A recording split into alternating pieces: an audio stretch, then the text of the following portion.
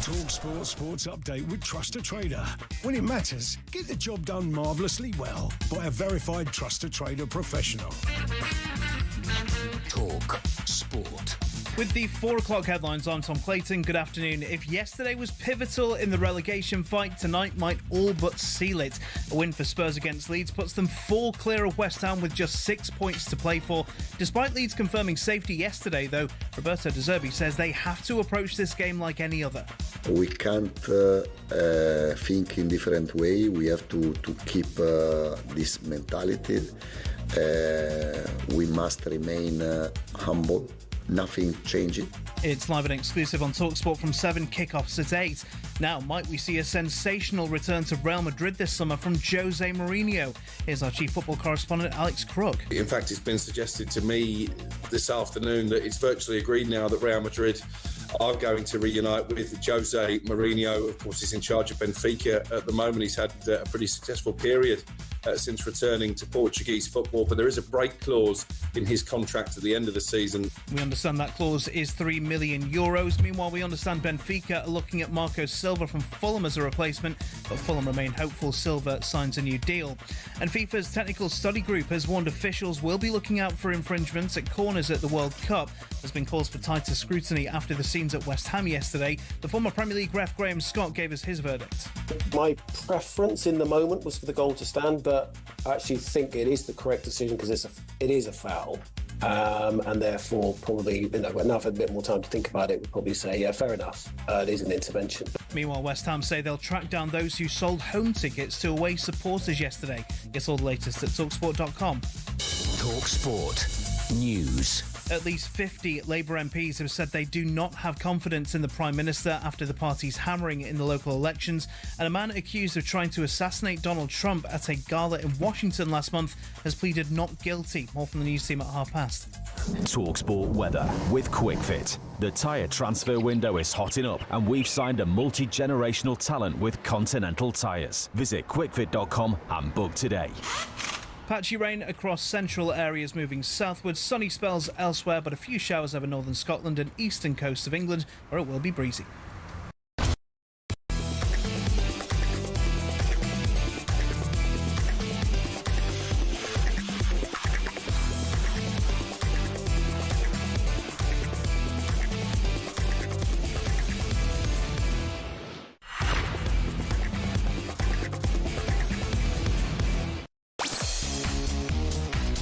Good afternoon, happy Monday. Welcome to another drive time on talkSPORT with me, Andy Goldstein, alongside the newly crowned paddle world champion. It's Darren, by the way, it's Darren Bent. Ben Stokes' fast balls or something. It's got a new catchphrase as well. How are you, champ? What about you? Where's the trophy? Why didn't you bring it in? Yeah, I forgot to bring it in. Yeah, but you know what I mean? Well done, that was great. Right, by Jingo, we've got a show for you today. We'll look back on a good but nervy afternoon for Arsenal as they move 5 points clear of City at the top of the table. There was, of course, plenty of controversy from the game. Did Arsenal get away with one? Also, what do you make of Arsenal's reputation? We'll start with VAR 03717223344. We'll also bring you Bennett's top 5 talking points of the Premier League weekend, including his thoughts on the future of Michael Carrick, brackets, again. We'll look at 2 huge games across the talkSPORT network tonight as we bring you Spurs against Leeds and, of course, Millwall against Hull in their playoff semi-final second leg. And we ask him whether there's a better chin in boxing than Fabio Wardley as Daniel Dubois takes his belt. All that, plus we'll look back on a wonderful season for Rochdale, and I'll find out who I'm playing, of course. The draw for this year's UK Pool Championships will be on today's show live. It's Drive, it's talkSPORT, get involved, VAR, as you'd imagine is how we start.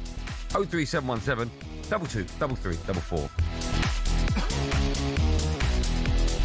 We'll have a bit of that. Hello, afternoon, everybody. Now, before we start with football madness, a big shout out to all the 17-year-old kids getting their A-level results. And I know what you're thinking. We don't get them till August. Some, including my daughter, I think it's art, you get today. Okay. So if you got good grades, what did she get? She got an A, actually, if you're going to ask Darren. If you got good grades, well done. If you didn't, don't worry. It's not the end of the world. There's still loads more time to get your other A-levels. But if you got them or you're waiting for them, good luck and well done. Good luck to you and well done to you for winning your Paddle World Championships. Well, yeah. Worthy winner. We went Padel World Championships, which is obviously the London edition. Is the Padel World Championships. Shout out my partner, Dwight Gale. What happened to Jamie O'Hara? He made it to the semis. And then didn't show up. Why? Just said that he didn't want to get pumped, he said, is the word he used. Is that what he said? Yeah, it was. Yeah, and that would have been the case. All right. That's poor, though, isn't it? Get to the semis and you think, I'm not going to turn up because I'll get beat. We were playing against me and Dwight and we were going to beat. Oh, I see. Okay, yeah. Shout out my partner, Dwight Gale, was absolutely brilliant. Someone's put, where's Win the Dog at? We'll get onto that in a minute. But no, yeah, I'm good. Arsenal fan chirping up again. And Martin Keown wonders why. But no, yeah. Wonders why Arsenal are the least liked club in the world. But no, yeah, it was the weekend was very good. Obviously, to win that competition, I was very proud of myself for doing that. But then Sunday was a mix of emotions. We'll go into that in a minute. No, but I won't talk about the game. All right. But in terms of me watching it, was probably the worst. Like, you know, when you're uncomfortable, I felt like I just couldn't relax at all in the game. I was up, I was down, I was in front of the TV, I was back on the sofa. I changed seats. My wife, bless her, right? She obviously knows that I don't want Arsenal to win the Premier League because of people like you and Mike Keown and Perry Groves. You put me in that bracket, are you? Yeah, Arsenal fan. Yeah, but I don't irritate you like some. No, that's fair. You don't, but you're still in the bracket. Yeah. She has this thing in her head that whenever she watches football, the wrong goal goes in. And as she walked into the lounge, I swear to you this is true, she walked in at 0-0 and sat down, you scored, and she just got up and walked out the room again. And I was like, nothing to do with you. Off she went. Some people have that effect. They think it's them, but it's not. It was. But you know what's weird is that sadly West Ham's defence. And I guess football fans will know where I'm coming from. Honestly, I sat on my sofa, then I stood up, then I was about 2 yards from the TV, then I even changed seats. So thinking, do you know what? You go, it must be the seat. Must be the seat. So let me go. Don't put the remote down. I've had the remote in my hand the whole half. Put it into that. Yeah. I go to the fridge to get a drink. I'm like, maybe it's a Coke. Put the Coke back. Yeah. Honestly, it's weird. Maybe it's a dodgy stick. I'm watching it on. No, it wasn't. I've got Sky. Oh, fine. Okay. I've got Sky Glass. That's what I thought. Yeah. Okay. Shall we start with that? I know loads of people want to have this say, I want to have mine, you want to have yours as well. You can get dialed in now if you want, 03717223334. Arsenal have taken a big old step towards the Premier League title, but did they get away with one yesterday? And it's off the line! In fact, it's over the line! West Ham have equalised! Callum Wilson with a massive goal for the Hammers! He was called over to the screen by Darren England.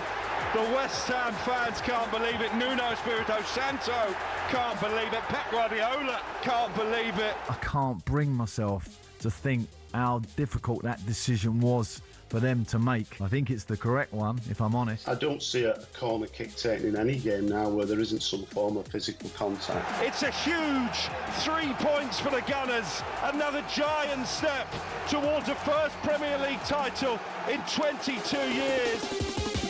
Yeah, of course, Arsenal won 1-0 away to West Ham yesterday, which sees them move to within 2 games of winning the Premier League, and at the same time it also pushes West Ham closer to the drop. They thought they'd equalise in stoppage time when Callum Wilson forced the ball over the line, only for it to be disallowed for a foul on David Raya. Arsenal boss Mikel Arteta spoke to talkSPORT after the game. Unsurprisingly, said it was the correct decision. First reaction, my first instinct is a foul. But then, the time goes by, the referee is waiting for the my first instinct is a foul. But when you look the time goes by, the referee is waiting for the decision. But when you look the way he lifts his hand, David is going to have the ball in his hands, and certainly is affecting the way he lifts his hand, the way he catches the ball. He almost touches his throat. And I think it's the right call. I mean, I've been asking for consistency all season. When I have to be critical about it from day one, they said that this was going to be a foul. So thanks God, because what a pressure, what a moment to make a decision, especially when the two teams are fighting for such big things. Wow, we've got so much to talk about. I'll have my say briefly, and then you can have it in more detailed. My view is it was the right decision. No one can argue with the fact it was the right decision. It was the right call. 100%. It was a foul on David Raya. The problem was, I think, for football fans, a couple of them. One, there was a lot of fouls going on in that penalty area. You see that Gabriel, he was pulling Pablo's shirt before Pablo put his arm across David Raya's throat.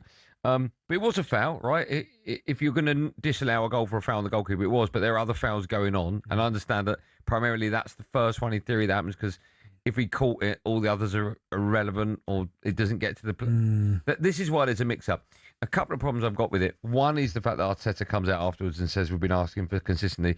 Absolute garbage. The problem football fans have got is that Arsenal have been getting away with that. Yeah, but not to that level. No, but they've still scored goals this season from corners with blockages and fouls. Yeah, but blocks are part of the game. With that, hold on, let me finish. So the problem isn't, right, this is where football fans have gone nuts about it. The problem isn't the decision yesterday. I'm not explaining what football fans are saying. I'm trying to tell football fans why I think they're going nuts. They shouldn't have a problem with yesterday. Yesterday was correct. It's the fact that there's no consistency, and football fans feel as though Arsenal have got away with that throughout the whole season. So if you're going to allow the Arsenal goals, and there've been a few this season where you could argue they shouldn't be allowed, then you shouldn't take away the West Ham goal yesterday. That's what West Ham fans and football fans are going nuts about. Yeah, but the thing is, they're completely different, because that yesterday was blatant on David Raya. Like, Arsenal goals this season have been. What do you mean blatant? What does that mean? Well, first of all, he's got his shirt being tugged. You can all see. Yeah, but so was Gabriel pulling Pablo's shirt. Right. But my point is, I'm talking about that initial. But everyone was getting fouled. But let me talk my same apart. They're saying that the David Raya situation, you can quite clearly see his arms being gripped by Pablo, his shirt's being pulled, so it's a foul on him. But people talk about consistency around Arsenal's goals this season. Arsenal haven't done that this season. There's been times where they've blocked, but everyone does blocks. My problem is, in that situation for West Ham, and I understand why West Ham fans are absolutely heartbroken this morning because they're in a relegation battle. Be a little bit cute with it. It was so blatant that every single person who watches football, if you take that in isolation, and who's we talking to downstairs, Martin Lipton, and he said it, the reason why that was given and some of the other ones weren't was because it's you have to take it in isolation. Like that directly impacted where the ball landed as to why it got disallowed. So yes, but Declan Rice was fouling before the... No, Declan Rice was behind. But, no, he wasn't behind. But the ball, as Martin told you downstairs, because you were there when he was talking, he said that Declan Rice had nothing to do with it because the ball didn't land there. No, I was there when he was saying. The ball landed on David Raya's arms, and the fact is, you take it in isolation. Before David Raya got fouled, Declan Rice fouled. No, but if you look back at it, the first foul that we see isn't the arm across David Raya's throat. The first foul we see is Declan Rice pulling a player down. Yeah, but what he says there, if the ball lands in Declan Rice's area... Why are you not blowing for the foul first? Because the ball wasn't... I don't think the ball was live then. I think that's what he said downstairs. The ball wasn't live. So as soon as the ball becomes live, it then lands on David Raya, who then is fouled. It was live, because a millisecond after Declan... This is a fact. A millisecond after Declan Rice pulls him down, we see the ball. So for that to be live, the ball must have been in flight. Well, listen, either way, the foul... On David Raya, it's a blatant foul. Now, people can obviously talk about all the other situations, what happened before, what happened afterwards. But the reason why the goal's been chalked off is because David Raya would have caught it. And we don't know that. Goalkeepers do drop it. No, he wouldn't have dropped it. But you don't know that, Benny. Yeah, but that's like any. That could be like. No, but you can't say he would have. Okay, well he couldn't catch it because his arm was getting. That's right. So then it's a foul. Yeah, but there was a foul before it. Why are we not blowing for the first foul? Because it's chronological order, and that's what they. What's chronological about it? He was talking about what. When I was watching Ref Watch this morning, Dermot was saying the very first foul before Declan Rice fouls Mavropanos is on Raya. On Raya. So that's why you can't go and give that one because of the first one. I don't think it is. Well, listen, I can only go off Dermot. Oh, okay. I need to see that he said that because I didn't see that. But the reason why it's so big and it's huge is because, and I understand it, it's the magnitude of the game, but also the time. Because if this happens first 15 minutes, people go, okay, and it's not really a big talking point, but because it's huge for both clubs, it's a Super Sunday game as well. It's just tenfold. It's massive. Yeah. But either way, listen, I thought they came to the right decision. I think it's a foul on David Raya. It impacted him, and he couldn't take the ball. But you understand that Arsenal have got away with that all season. That's a fair comment. I guess some, but people are trying to... You can't compare the situations. No, it's not comparing him. It's just suggesting there have been corners that you've scored from where the dark arts is well and truly in play, and they shouldn't have counted. Some Arsenal goals, even if I can find you one for the whole season, that's enough. Okay, but that's not Arsenal. No, I'm not suggesting it's a football. What I'm saying is Arsenal have got away with it before, and all of a sudden West Ham haven't. And the problem West Ham fans have got is the lack of consistency. If this was the first game of the season, I think the argument would be different. But because it's near the end of the season and there's been so many goals given for near enough the same type of thing that we've seen, why shouldn't this one be given? And I understand that argument. Because this one's so blatant. That's the problem we've got. If you can get away with it, get away with it. But the problem you've got there is they got caught.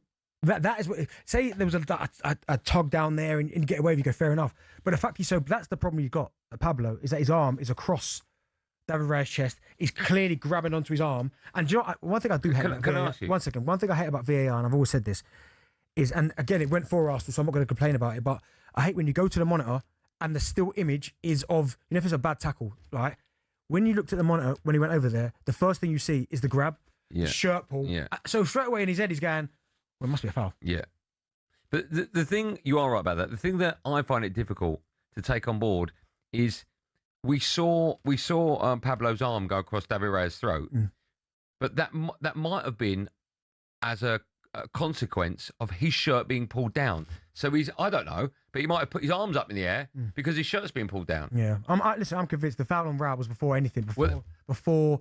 Can I ask, if it wasn't, if it's proved, if I, for argument's sake, in the break show you, and in slow motion, you see Declan Rice pulling one of their players to the ground before the throat goes across David Raya, will you change your opinion? No, because the ball doesn't land anywhere near there. It lands on David Raya. Oh, so it's nothing to do with the order now. We'll just say someone's outside the box, yeah, but it's irrelevant. Foul. That's my point. No, a foul is irrelevant to where the ball is. No, of course it's not. If the ball's on the 6-yard line and you run into the 18 area and I 2-foot you, it's going to be a penalty. Yeah, but my point is the foul occurred before Declan Rice fouled Mavropanos. I know, but what I'm saying is if I show you in the break now that that's not true, will your mind change? No, because I think the first foul was committed by David Raya. I know. But if it's not, if it's proved in this I've watched it about 100 times. I know, but I've not seen it. But if it's not, what I'm saying is, if you are wrong and the order, I don't think it's. I've watched it 10 times. I know, but what I'm saying is, if it's proved that it is wrong, like let's just say, they release a camera angle now, okay, and they show you it, and you go, yeah, of course. But if you find that, but I've watched, I don't know how many replays. So what I'm getting at is, if the Declan Rice one is the first foul, then it should have been a penalty. Is what I'm asking. It's a bit of a matter. It's because it just doesn't impact the old where the ball lands. So, okay, we'll take calls in it. I know lots of you on have your say. West Ham and Arsenal fans, 03717 223344. I mean, people are saying here the first foul was on Havertz. I don't even remember that one. Well, there you go. That's what I'm saying. 03717 223344.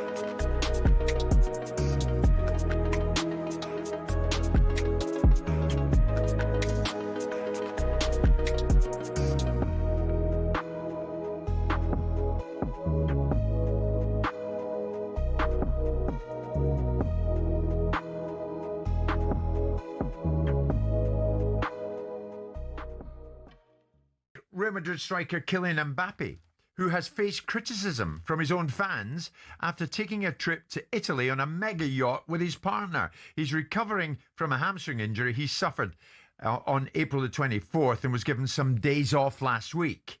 He arrived back in Madrid on Sunday, shortly before kick-off, when Madrid played away against Espanyol. Many fans thought Mbappe should not have taken a break and should have stuck with the team, going through a difficult time at this particular time. Alvaro Arbeloa said, well, in their free time, each player does what they see fit, and I don't get involved with that. Mbappe's representative said part of the criticism was based on an over-interpretation of elements related to a recovery period, strictly supervised by the club, without reflecting the reality of Kylian's commitment and the work that he puts in every day for the team. So that was Mbappe and Real Madrid. But then there's Liverpool. What was going on with them? Danny's old club. Liverpool captain Virgil van Dijk had to defend some of his teammates who were criticised for being abroad last week on a day off as they headed into the Manchester United game, a game they ultimately lost by 3-2. It was put to Van Dijk that some of his teammates had gone on holiday last week. He says, I'm not sure it was a holiday, it was a city trip. But I think if you're one day off and you don't have many days off, then you decide what you want to do with your family. We're not kids. Everyone's an adult. I wish we had a couple more days off at times because I think it works both ways.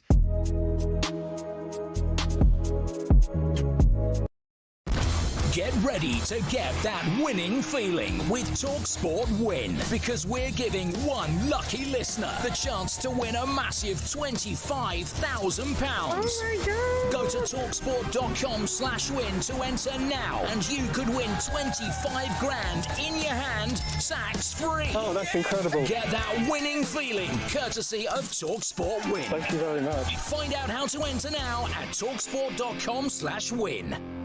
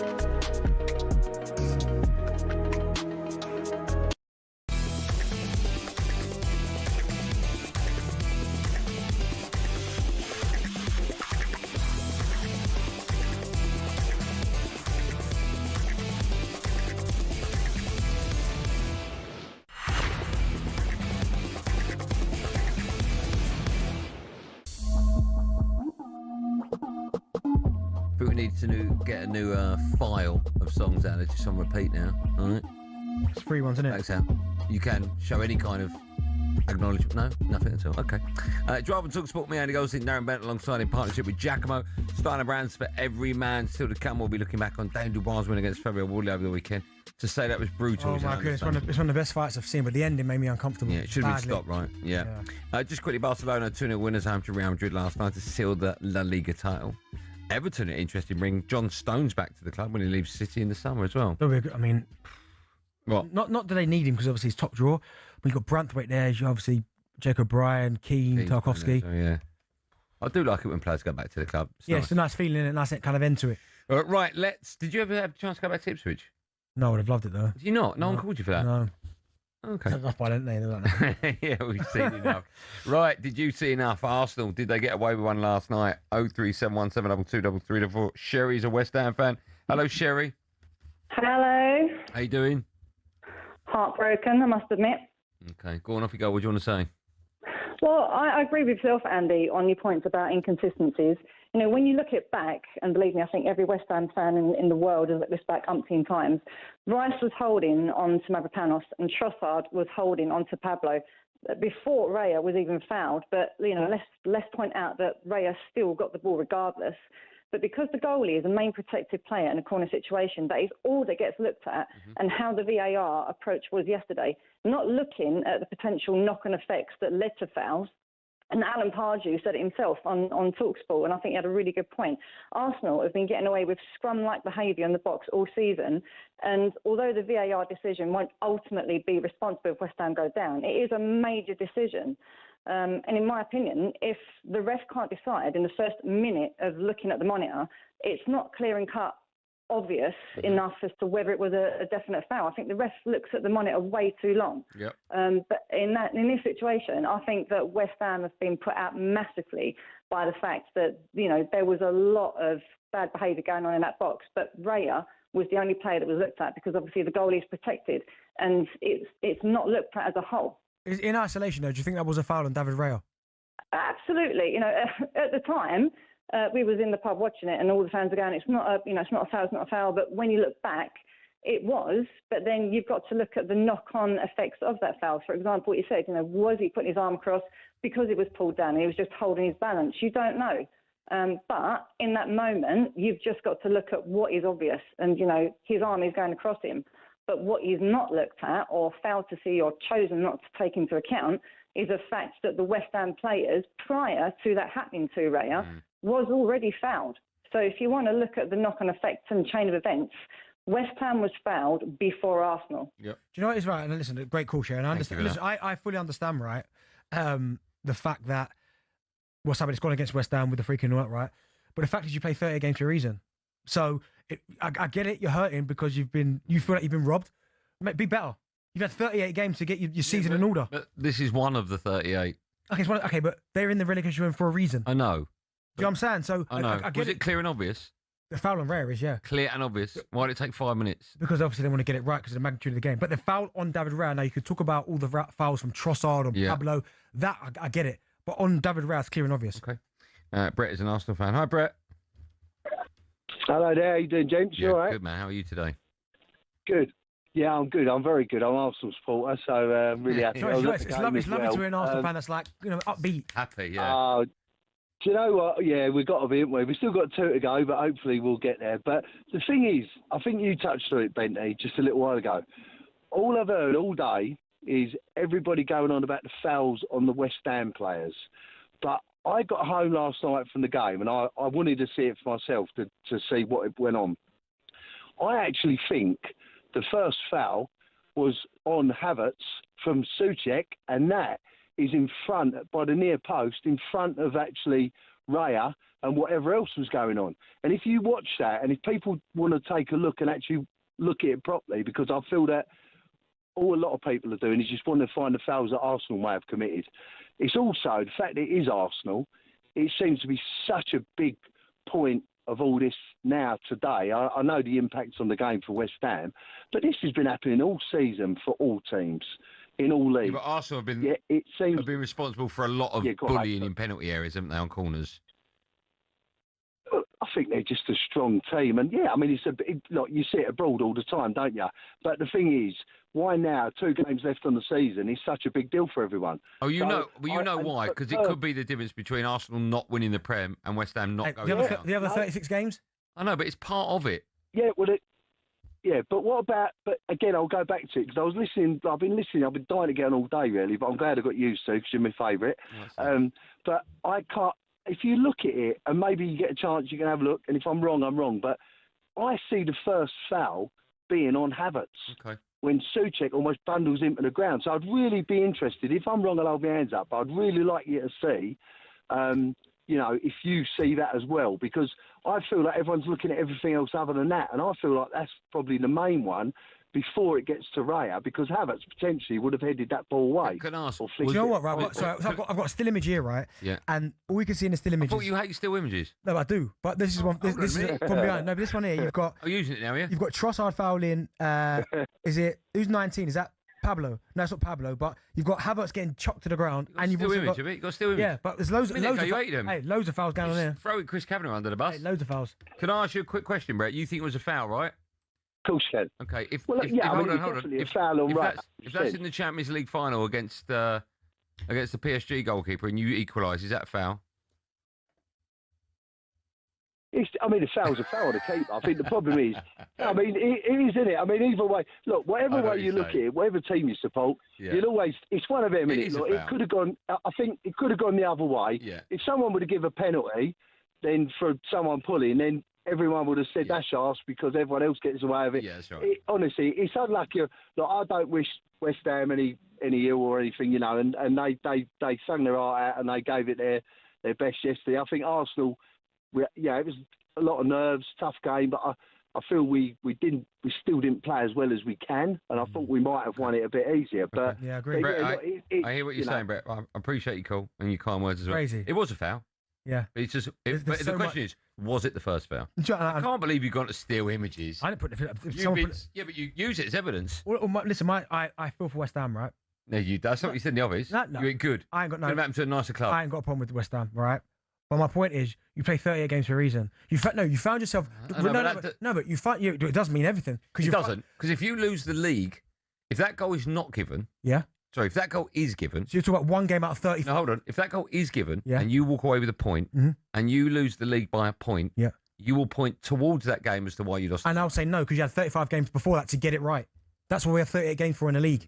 Your form dictates to where you are. Well, I hope you lose the Champions League on a goal like that.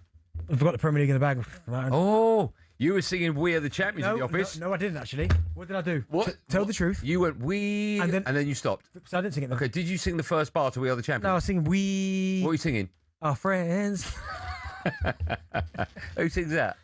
Anyway, do you know what? Yeah. Anyway, yeah.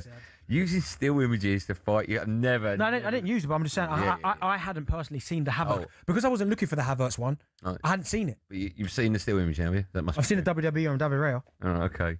Still to come, we're looking back on Dandy Wiles' win over Fabio Wardley over the weekend. First time for a bit of no Googling. Arsenal. We are friends. Who sings We Are Friends? No, I didn't make it up. Okay, you just made it up. 1-0 to Arsenal. The second most frequent scoreline in the Premier League this season. Happened 7 times. What's the only scoreline that's happened once? What? That doesn't make sense. What's the only scoreline that's happened once? So only one team... That doesn't make sense, because Hold on, sorry, let me read it again. Have you just changed the word? You have, Joe, you're such a... it's 7 times 1-0 to the Arsenal, right? What's happened 8 times? There's only one scoreline that's happened more than the 1-0. Not with Arsenal. Very convoluted, this question. 2-0? No, it's not. You got to name the scoreline and the club. I don't know who wrote this. Like, who scored a goal on the 5th minute would be better. But anyway, the answer to that very convoluted question and loads more coming up. Live and Drive and talkSPORT after this.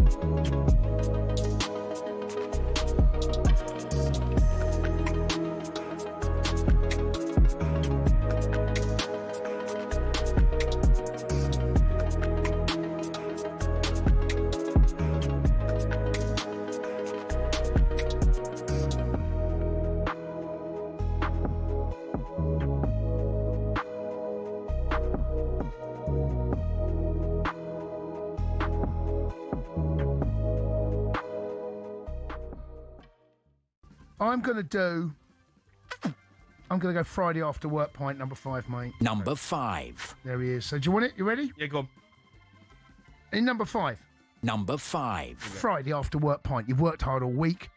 You know, you want to go there, just have that first pint. You've earned it. Number 4. Beer garden pint. This can happen any time of day. Good pint. Any time, any day of the week. Yeah. Saturday afternoon, meet the lads. Sunday afternoon. Good pint. Right, sun's got to be Number 3. Football pint. The football pint's in. You meet your lads, meeting up Saturday afternoon or Sunday, whatever it is. First pint, in you go. Hey, we're going to get a beer again. Yeah. Number 2. The holiday pint. Mr. O'Hara wants that one. Yeah. When you get there, you've done the journey. You've gone through everything you need to do. Passport, security checks, the journey. You get out, you smell, you feel a bit grubby. Don't care. You get on wherever you get to then you get to your destination. Bags get dropped. Sit there. You've earned this pint. Yeah, it's a good pint. Good pint. That's my favourite. There you go. Number 1. Yeah. Airport. It's the only one, mate. Airport pint. It's the only one. You're there. It doesn't matter what time. Not with lads. No. Doesn't matter who you're with. If you're with me, 5 o'clock in the morning, 4 o'clock in the morning, 3, whatever it is, that's the point. Do you know what's disappointing in this whole, ranking that we've done? Have I missed something? Yeah, well, your missus. There's not one pint that involves your missus. Not one. Where's Hannah in this? I'm at the airport with her. No, you're not. You're not at the airport with her. You're with Razor Ruddock. No, hold on. You're not. Hold on. Hannah's involved in none of these pints. No, hold on. I'm at the airport with her, definitely. I'm definitely with a holiday pint. I'm definitely with her at football. I'm definitely not.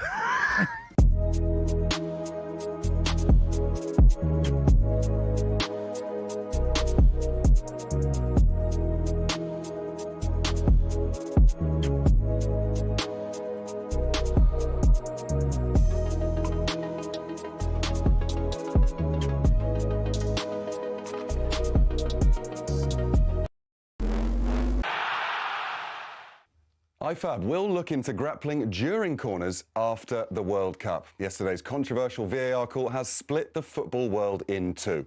Former Premier League ref Graham Scott gave us his verdict. My preference in the moment was for the goal to stand, but I actually think it is the correct decision because it is a foul. And therefore, probably, when I've had a bit more time to think about it, we'll probably say, yeah, fair enough. It is an intervention. For Arsenal, none of this matters. They're 2 games away from a first Premier League title in 22 years. But a man who won that title, Martin Keown, says it ain't done yet. Look at Man City, what we're dealing with. And it creating an energy. Will Pep be there? Won't he be there? Bernardo Silva hanging up his boots to go somewhere else. There's a drive and an energy to finish, to get to the finishing line. You're up against Pep here. Let's not discount that. You have to earn this. Meanwhile, London's Metropolitan Police says 4 people were arrested, 2 of which for assault, after which we understand a steward had their arm broken. Spurs can open up a 4-point gap to West Ham tonight if they beat already safe Leeds live and exclusively on talkSPORT. Elsewhere, reports coming out of Spain suggest that Jose Mourinho is close to a sensational Real Madrid return. As a result, Benfica are looking at Fulham's Marco Silva to take the helm. In the WSL, Arsenal have confirmed Beth Mead will leave at the end of the season, having made 263 appearances. Laia Codina and Victoria Pelova will also leave the club. And Frank Warren says Saturday night in Manchester was maybe one of the best boxing events he's ever put on. The main event was just unbelievable. Unbelievable fight. 2 absolute warriors who gritted their teeth and gave everything. And the place was rammed out, it was sold out, and everybody there, they were just enthralled by it. But there's a bit of blowback for how long Fabio Wardley fought on. Jim White's exclusively spoken to Daniel Dubois' father, who says there's no way he would have allowed the fight to carry on if it was his son. I would have insisted that they stopped it. I was looking at it and I'm thinking, why are they doing that? Why don't someone stop it? Because he can get permanent damage.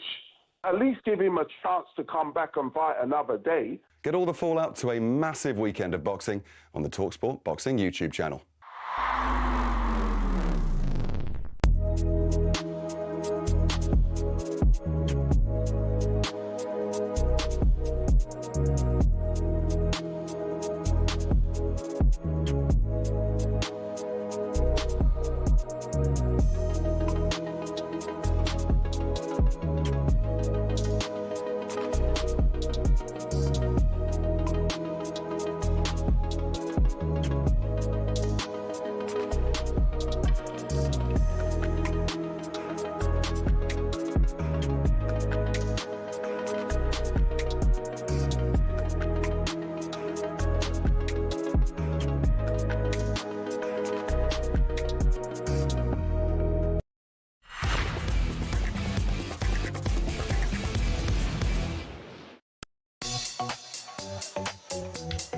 I forgot about you being a traitor and going tomorrow breakfast. Traitor. Where were you on Friday? I would have talked about that. Oh no, you weren't here. No, winning the trophy. Where were you later on this week? I'm here a week. Where are you next week? No, where are you this week? I'm here now. Then where are you tomorrow? Breakfast. Oh yeah, by the way, shout out Brazil, man. Hope he's all right, man. You don't do the cross things. No, but that's recovering. Yeah, I get that, but that's too. You don't do the cross thing. I always do. Not if someone's alive. Yeah, you still do it. No, you don't do that. Well, I do it. All right, well, I won't do that, but yes, we send him our best wishes. Yeah. Look at you, though. Just keeping it warm. Look, honestly, only for 4 days, by the way. When they go, oh, you were great. Can you cut? No. I wonder what the breakfast audience are thinking here. It's the same audience. Tough audience to crack. No, it's the same audience. People who drive home and go to work in the morning. Same people. It's different, mate. It's not. It can't be. That's how life works. You go to work. You come home from work. So you find out. Why are you being negative? Because you're leaving us. When you take the day off to play paddle. Yeah, no one's moaning. Yeah, I'm back. Are you away next week? Hey, foosball. No, they asked me to do breakfast. You played foosball? I said no. I know. Drive. No, that's not. You said no commitment. Joe, I mean, we are. Where was your commitment Friday? Did they ask me? Where was your commitment Friday? 4 days just leaving us. Get to the side. Where was your commitment Friday? Weird you're not answering these questions, isn't it? Well, next week you're off for 2 days. I did. Playing foosball. Were you going to be on the table, yeah? No, promoting the World Cup. Oh, yeah? For who? Not us. Oh, right, okay. Can't believe you got there. Before... What? It's shocking, man. Why is it shocking? See? Don't care about us there. Yeah, I do care about you, of course. Listen. You. Where are we? Oh, yeah, the answer to the question. Very convoluted. I can only apologise. 1-0 to the Arsenal is the second most frequent scoreline in the Premier League this season. It's happened 7 times. What's the only scoreline that's happened more? 3-0 to Man City. I was never getting that. No one was getting that. Who wrote that? Was that how many times were like 5? That one more Billy. 8 times Man City won 3-0. No one's getting that. Wow. Still to come, we'll be asking if there's a media conspiracy against Arsenal. I'm guessing that's Martin Keown. But now, Dane Dubois will have 2 knockdowns to eventually stop Fabio Wardley on Saturday night and become a 2-time world champion at the age of 28. That fight was, of course, live on DAZN right here on talkSPORT as well. Dubois was down after just 10 seconds and again in the third, but eventually took control and stopped Fabio Wardley in the 11th round. Promoter of both fighters, Frank Warren, was on White and Jordan this morning. He said that Dubois has proved his doubters wrong. Look at the punches that he took. He got up and he gritted his teeth and got on with it, and he's matured. and he boxed extremely well. I watched it back on the replay on TV, and I thought it actually looked better on the replay than he did when I was watching it. I thought he was excellent, and he was so good afterwards. The way he praised Fabio for his, the part he played in the fight, it was magnificent. And anybody who doubts Daniel now, I don't know what planet they're on. I mean, he's matured mentally, and I believed in him. We've stuck with him. We believed in him and stuck with him, and he delivered for everybody. What did you make of that? Anyone that's doubted him has got him massively wrong, need head examined, etc., or words to that effect? Well, no, I think you look at some of his fights, and that's why the whole kind of heart thing, that's where it comes from, because you had the Joe Joyce fight where he had that awful bump on his head, didn't he? Big old edge. Yeah. And then it felt like, certainly in the second Usyk fight, I mean, the first fight, Usyk's unbelievable, but the second fight, the way he went down to one knee, and the moment he was counting out, he got himself up and walked off. So people I understand why people question that, but then you have to say in this fight, when he got knocked down twice early, I'm going, oh my goodness, Fabio's there trying to finish him off. And for him to come back, and not only come back, but box the way he did, it was a fantastic performance. But it was honestly the ending to the fight was tough to watch, really tough, because as we know Fabio, I don't think we've had any interaction with Dubois, but certainly Fabio we have loads. And you just think, why are they not stopping the fight earlier? And I get it, because he's the champion, you want to give him every opportunity to kind of defend the belt. But when I can't remember what round it was it like? I think it was 10 and 10? 11. He came out and he looked like he stumbled over, and I went, oh no! From the start, before the bell rang. The bell hadn't even rang yet, and you're like, please, just stop the fight. And I get it, when you've got someone who's got as much power as him, and he can swing his arm and potentially get the knockout. But it just felt like towards the end of the fight, he only had that one punch, and Dubois became wise to it, so he wasn't going to be allowed to hit with it. And it just was like, oh no, just stop the fight. Mm-hmm. But I mean, it was one of the best heavyweight fights. Like I put that above the Eubank Ben fight. Yeah, I would put that above it instead of the fights we've seen recently. Yeah, I agree with that. I just couldn't. I couldn't watch it. What do you make of Dubois? The second time he went down, he took to a knee, right, and gave himself a bit of breathing time. Yeah, which effectively stopped Fabio finishing the fight. You could argue that. Yeah, might not have done, but have you got a problem with boxers taking a knee? I haven't.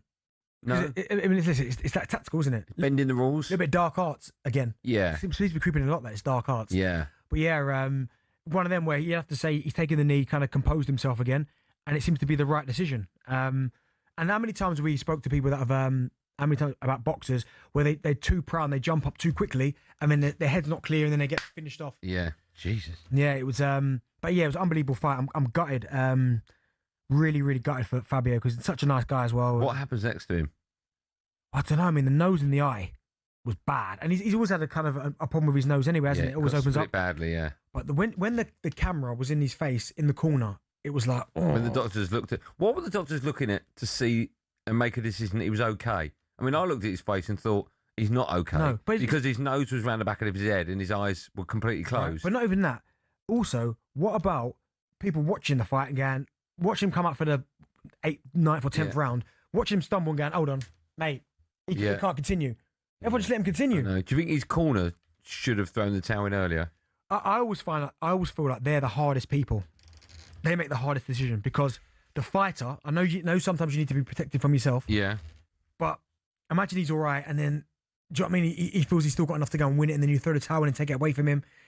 I think you've got to know the boxer incredibly well to be able to make that call for him. And if he does do that, then yeah. He has won late before as well, right? Maybe exactly. they were thinking that. He wasn't taking this much punishment. No. Even the Justice Hooney fight where he found a punch late, he wasn't taking this much punishment. I do think a lot of people forget how much punishment their brain is taking. And especially heavyweights. Yeah. I mean, Dubois just looks like when he's in that type of absolute beast, doesn't he? When he's in that type of kind of mentality, that kind of frame, I find it very hard to find out who's going to beat him. I know there's a few. Did he beat Tyson Fury? Yeah, I think so. AJ again? Yeah. Atoma? See, that's the one. I just think Atoma's so clever and so quick that I feel like someone like Atoma might take his heart again. You know that Usyk did? Atoma do the same thing. Take his heart. Yeah. Where he's trying to swing and he can't hit him, and he just get picked off. It'd be a great fight. Would you like to see Wardley back in the ring? Yeah, but would you? Because they talked about this year. Where are we now? May? No. Not even the end. November time. Let him recover fully. I don't think you ever recover from that, do you? And the damage that's done to his brain. I mean, for his wife, and he's got kids. I know. I'm just like, I know that's your sport, and I know it's an unbelievable earner. I just think there comes a time where you got to balance what's more important, your health and your future, or your purse. Look, we've met and we know a few boxers that have been in here, and when they speak, they look straight through you and they're damaged. They don't know what time, They've been hit too many is, times. Yeah. I don't want Fabio to get like that. No, and he's an intelligent guy. Even when I like listening to his commentary, I think he talks really well. Yeah. But that fight there was just, oof, wow. Yeah. The ending, the fight was brilliant. He's not young, is he, Wardley? He got into it late, right? He's at 31, 32. 31, oh, okay, that is young for a boxer. I just don't like the way it ended at all. Me neither. I was uncomfortable with it. Yeah, me too. Yeah. Not nice. Anyway, we wish him well. Yeah. A speedy recovery. You messaged him? I did. I got a text back from him. Yeah, actually. I messaged him today. On Saturday morning. Sunday morning. That's nice though. At least he's okay then. Do you know what I mean? Yeah, straight away. Yeah. Tough though, right? Yeah. We send him our best. Right, 5 o'clock. We've got lots coming up in today's show. At 5 o'clock, I know you guys love the 5 hour. We will be talking about Arsenal and Martin Keown's conspiracy theory surrounding it. Why do so many people, says Martin, hate Arsenal? So we'll be talking about it. There are. No, I'll come back to it at 5. Yeah, I mean, what you, maybe you do, but what Martin doesn't realise, it is a huge backhanded compliment. Oh, yeah, but listen, there are certain sections, I understand why people dislike, but... Yeah, Martin Keown, ironically, is one of them. I'll come back at 5. Yeah, okay. We've got the best of talkSPORT, Bent's Tea Time takeaway. And then, of course, at 6 o'clock tonight, we're building up to another big night of football. Tottenham Leeds will be just one of the games we'll be discussing. What a game that is.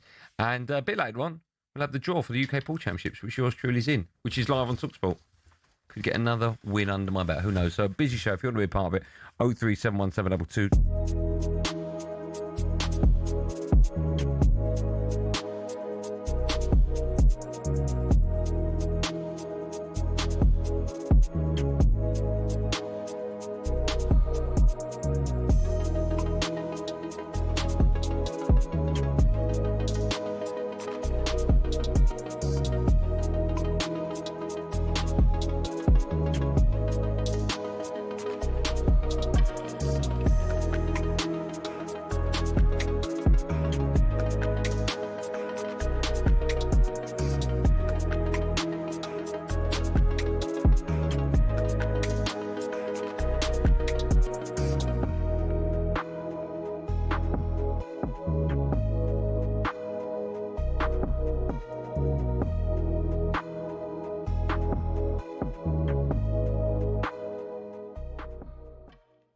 Jason Cunny was alongside Jeremy Horror on the Sports Bar after the game. He said he can see Arsenal shutting PSG down in the final. Teta will not allow a basketball match. He won't. He won't. Is it going to be a tactically defence then? No, it won't be tactically defence, but I think that Arsenal, they're measured. Arsenal control games. They don't... Now, Arsenal are brilliant at doing that. They can be at times dull to watch because of that, but in a one-off game, who cares? I think Luis Enrique would probably want it being more open affair. I don't think Arteta will allow it. Not the game we were expecting last night. You pointed out there, I said over 4.5 goals. I did think they're a bit well done to PSG and Luis Enrique for shutting out the game. Yeah. I mean, that proved there's another side to them, right? Yeah, they can dig in when they need to. I mean, it helps they've got wonderful footballers, and I guess when you get a goal so early after 3 minutes with that attacking front line, it doesn't make the job easier, but when you've got the pace of Kvaratskhelia and Dembele, Doué can run, you've got Vitinha in the middle of the park, it does help the fact that you could just sit in there and defend because the counter-attack, no one's catching you. You're being behind them. So, yeah, it's gonna be fascinating now to see what happens in the final. PSG was probably the team I didn't want. I'd prefer Bayern. But now it's PSG. You've got to go out there and put a performance in. It's going to be difficult. And I've said it before. I think Arsenal to win this fixture potentially may have to be perfect in terms of they may have to put in the best performance they've ever put in under Mikel Arteta in any competition. Is that the only way you can see Arsenal winning, by playing the best they've ever played? I think defensively they have to be rock solid. No, they are pretty much like that anyway. Yeah, but there's still times you give it that. If you give that sort of opportunity to Dembele. Get ready to get that winning feeling with talkSPORT Win, because we're giving one lucky listener the chance to win a massive £25,000. Oh my God. Go to talksport.com/win to enter now, and you could win 25 grand in your hand, tax free. Oh, that's incredible. Get that winning feeling courtesy of talkSPORT Win. Thank you very much. Find out how to enter now at talksport.com/win.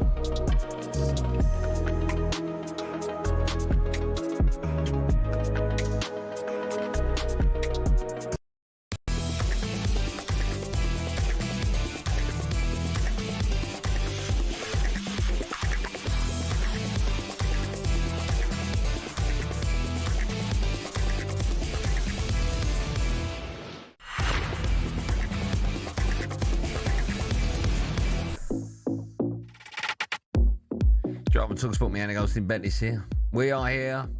Thanks to our wonderful friends at Giacomo. Get fresh looks and great brands from Giacomo. Still to come, we asking if there's a media conspiracy against Arsenal.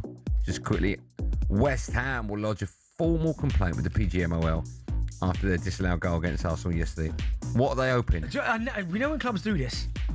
I don't know why they do that. Well, for what? There's no way the PGMOL will go, actually, okay, now you've sent it in, we'll replay the game. Just won't happen. Just get over it. There's been so many incidents. I feel for you, West Ham. I really do. But just you've got to move on. Which one's bigger? Actually, probably this one's bigger. What are you going to ask me? I was going to say, what do you think is bigger? That yesterday, moment, yeah. Or when Sheffield United, Villa, goal line technology failed. And did that send them down? They did go down in the end. Oh, so it didn't really have an effect? Well, yeah, because they lost. Because they would have stayed up. It weren't plugged in, was it? That was COVID time. How you not plug it in? Think about what you just said. It weren't plugged in. I know. Did you plug it? Did I what? Did you plug it in? Oh, no. I thought that was the kettle. Do you fancy £25,000 in your hand completely tax-free? Of course, the answer is a big fat yes. At talkSPORT, our competition just got a whole lot bigger with even more prizes up for grabs to give you that winning feeling. To celebrate, we're giving you the chance to win with a big 25 grand. Get your entry in now. Here's what you need to do.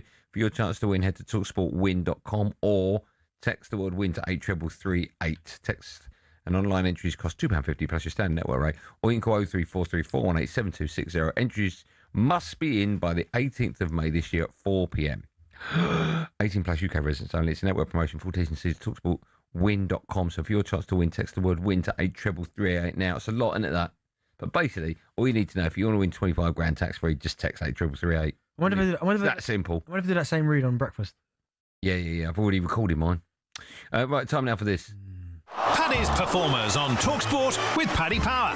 Reviewing the top ballers, performers and goal scorers from the latest footballing action. 18 plus, begambleaware.org. When are they going to get on with that? Is it Dave Stevens? Who does it? Coral? It's Coral, isn't it? Dave Stevens. Yeah. Is it Simon Clare? Is that the other one? Yeah, I know Simon anyway. Yeah. I go back a long way with Simon Clare, yeah. Okay, that should be nice. 2008 World Cup, we worked together. Well, okay. How about that? Didn't think that was coming, did you? World Cup in 2008? Yeah. Okay, nice. There was no World Cup in 2008. Yes, there was. No, there was not.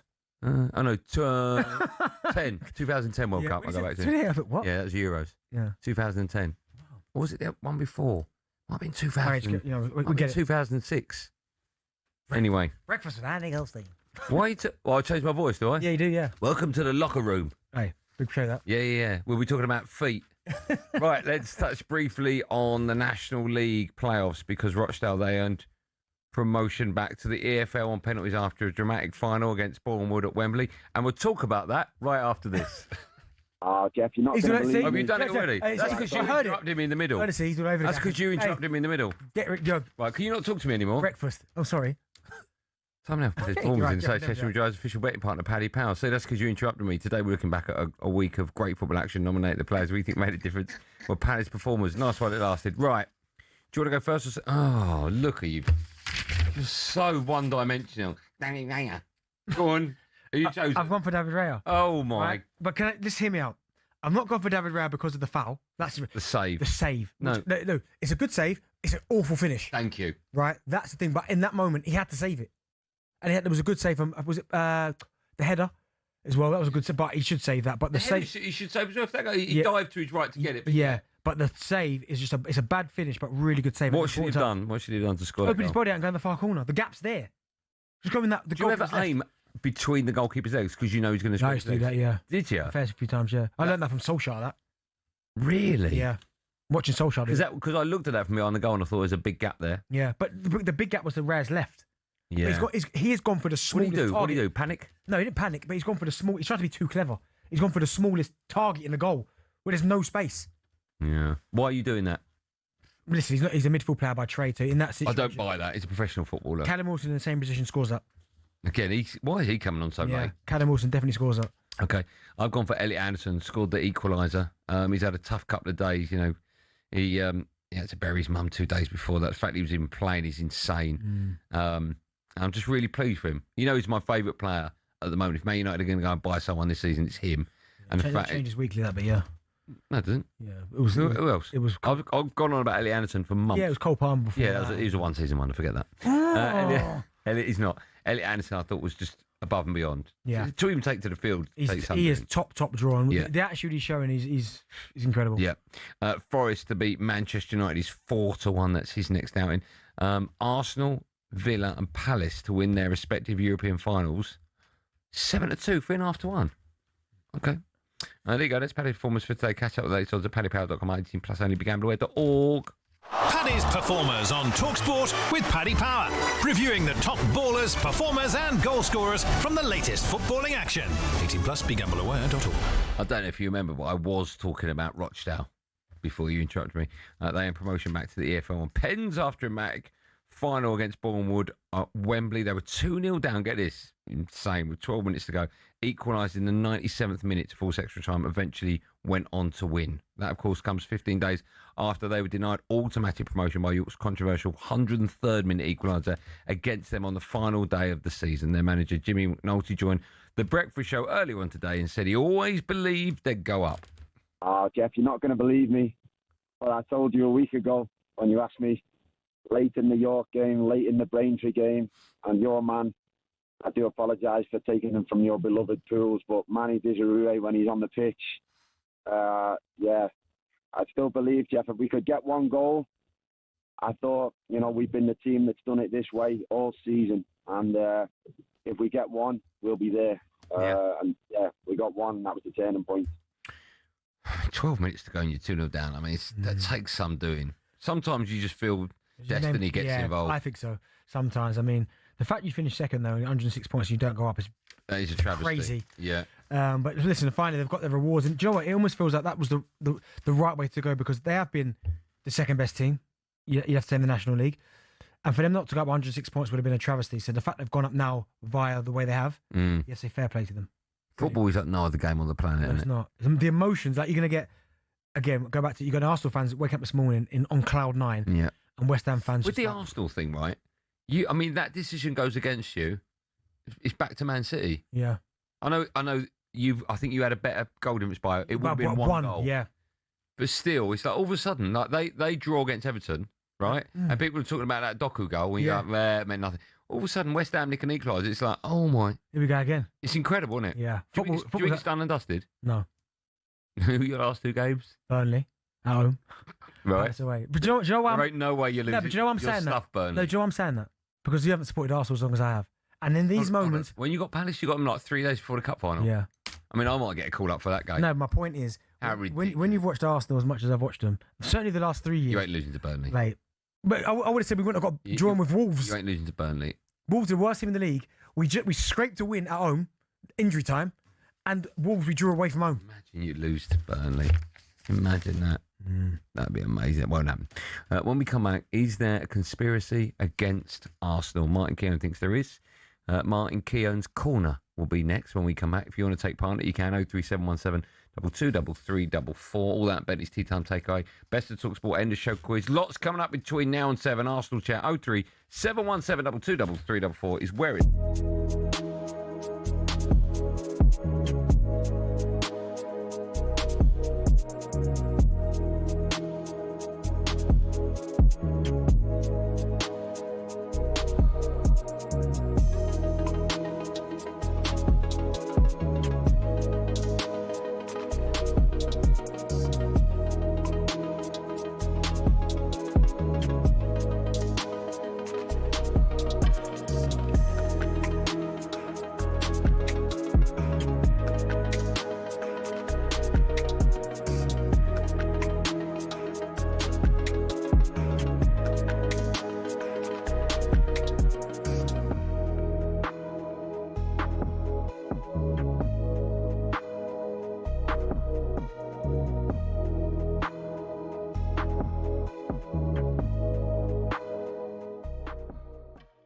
Let me apologise immediately if there's any smugness or glee from my co-host today. But you are used to Alex Crook by now. But Gabby Agbonlahor is also very happy. Put your cigar down. Great performance. Yeah. Well done. Congratulations. Very much, thank you. Do you reckon you could manage to be just a little bit humble because, you haven't won anything? Yeah, we haven't won anything yet, but, Nottingham Forest fans, last Friday, the messages you were reading out, Sam, the callers, the direct messages on every possible social media platform I was getting, celebrating the fireworks. They had a concert after the game, only to get thumped on probably the most one-sided semi-final second leg you will ever see. Thumped. Couldn't get out of their own half. Light work for Aston Villa. Who's next? I heard you having a go at the Arsenal fans this week, and Arsenal for having fireworks after they'd got through to the final in Budapest.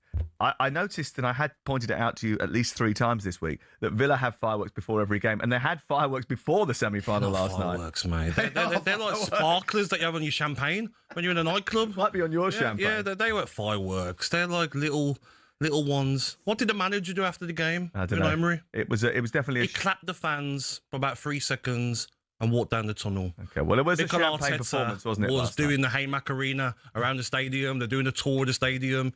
You know, he's quite used to getting to Europa League finals, so that's probably. Oh, why. okay. Is there not a small part of you that is worried that your legendary status is going to be diminished even further? Because surely you have to win something to be a legend at a football club. I totally agree.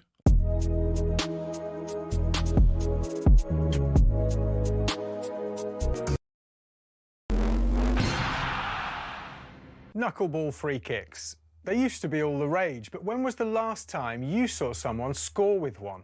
We're going to take a look at why we're not really seeing them anymore, and also explain a bit more about how they work.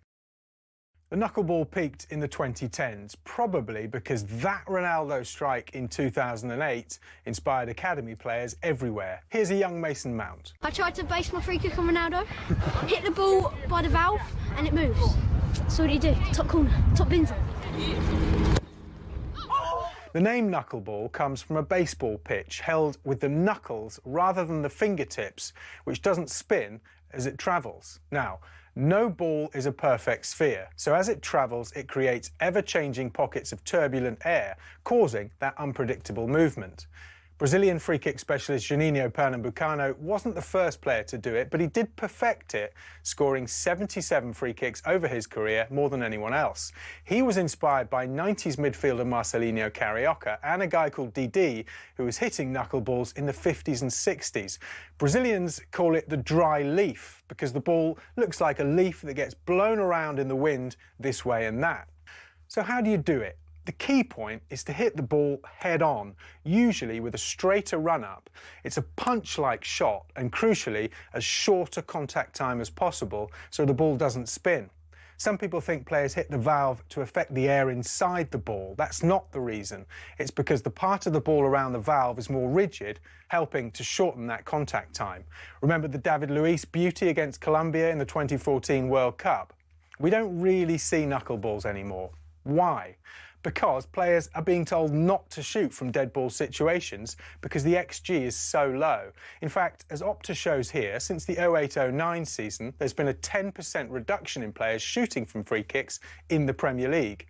In 23-24, a record low of 11 free kicks found the back of the net. And the knuckleball, by its very nature, is imprecise, which is why it's becoming a thing of the past.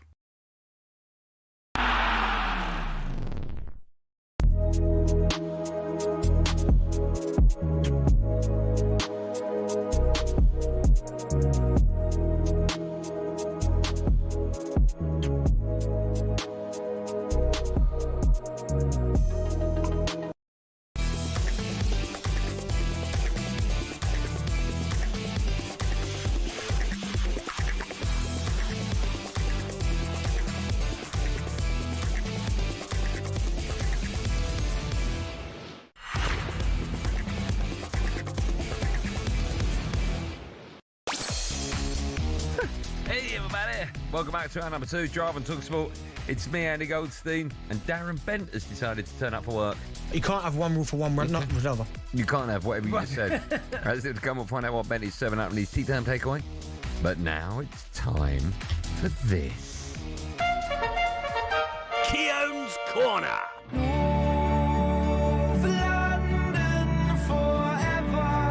If you want to be a good presenter and you want to go to the next level, don't take fun from other people losing their demise. Your problem was with Andy Goldstein. Oh, 100%, yeah. He's having a giggle.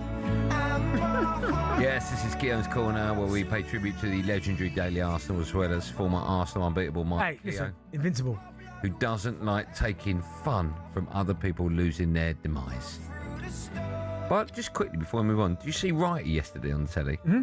He said that if you go on to win the league, it's bigger than the Invincibles. No, yeah, but he's talking about the double. He didn't mean just the league. Yeah, but this squad is better than the... Would you agree with that? No, the squad's not better. That's what he said. But no, maybe it's deeper, but it's not better.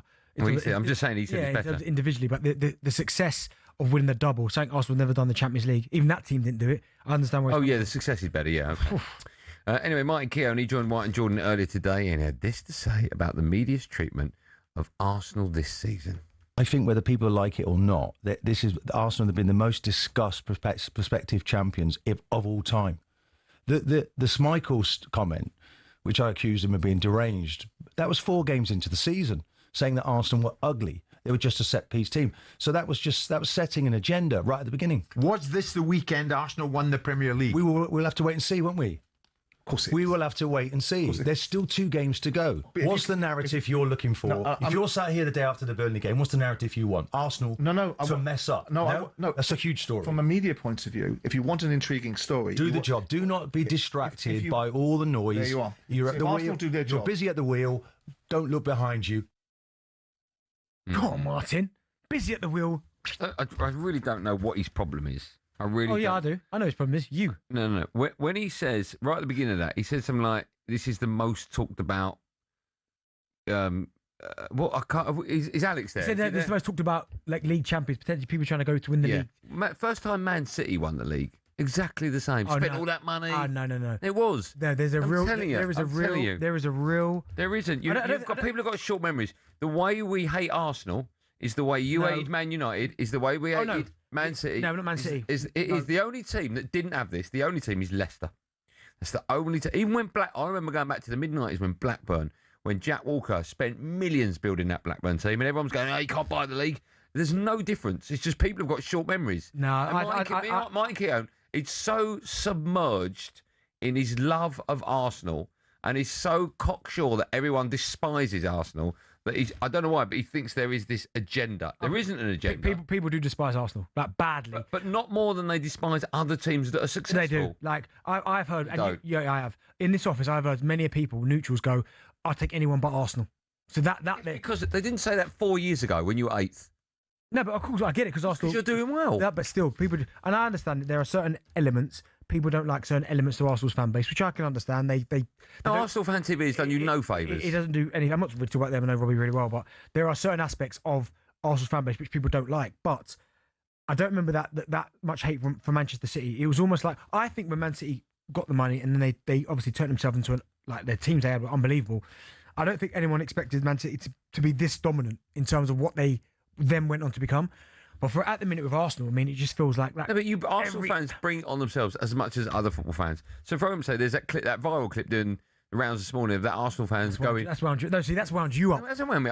Because I think it's laughable when he goes. I was saying if we win the league, he's going to be like Ferguson. I'll take that back. He's better than Sir Alex Ferguson. I'm like, this is why people don't want you to win. No, because do you know what, though? I could find you many. You can from other clubs. But those clubs aren't at the top.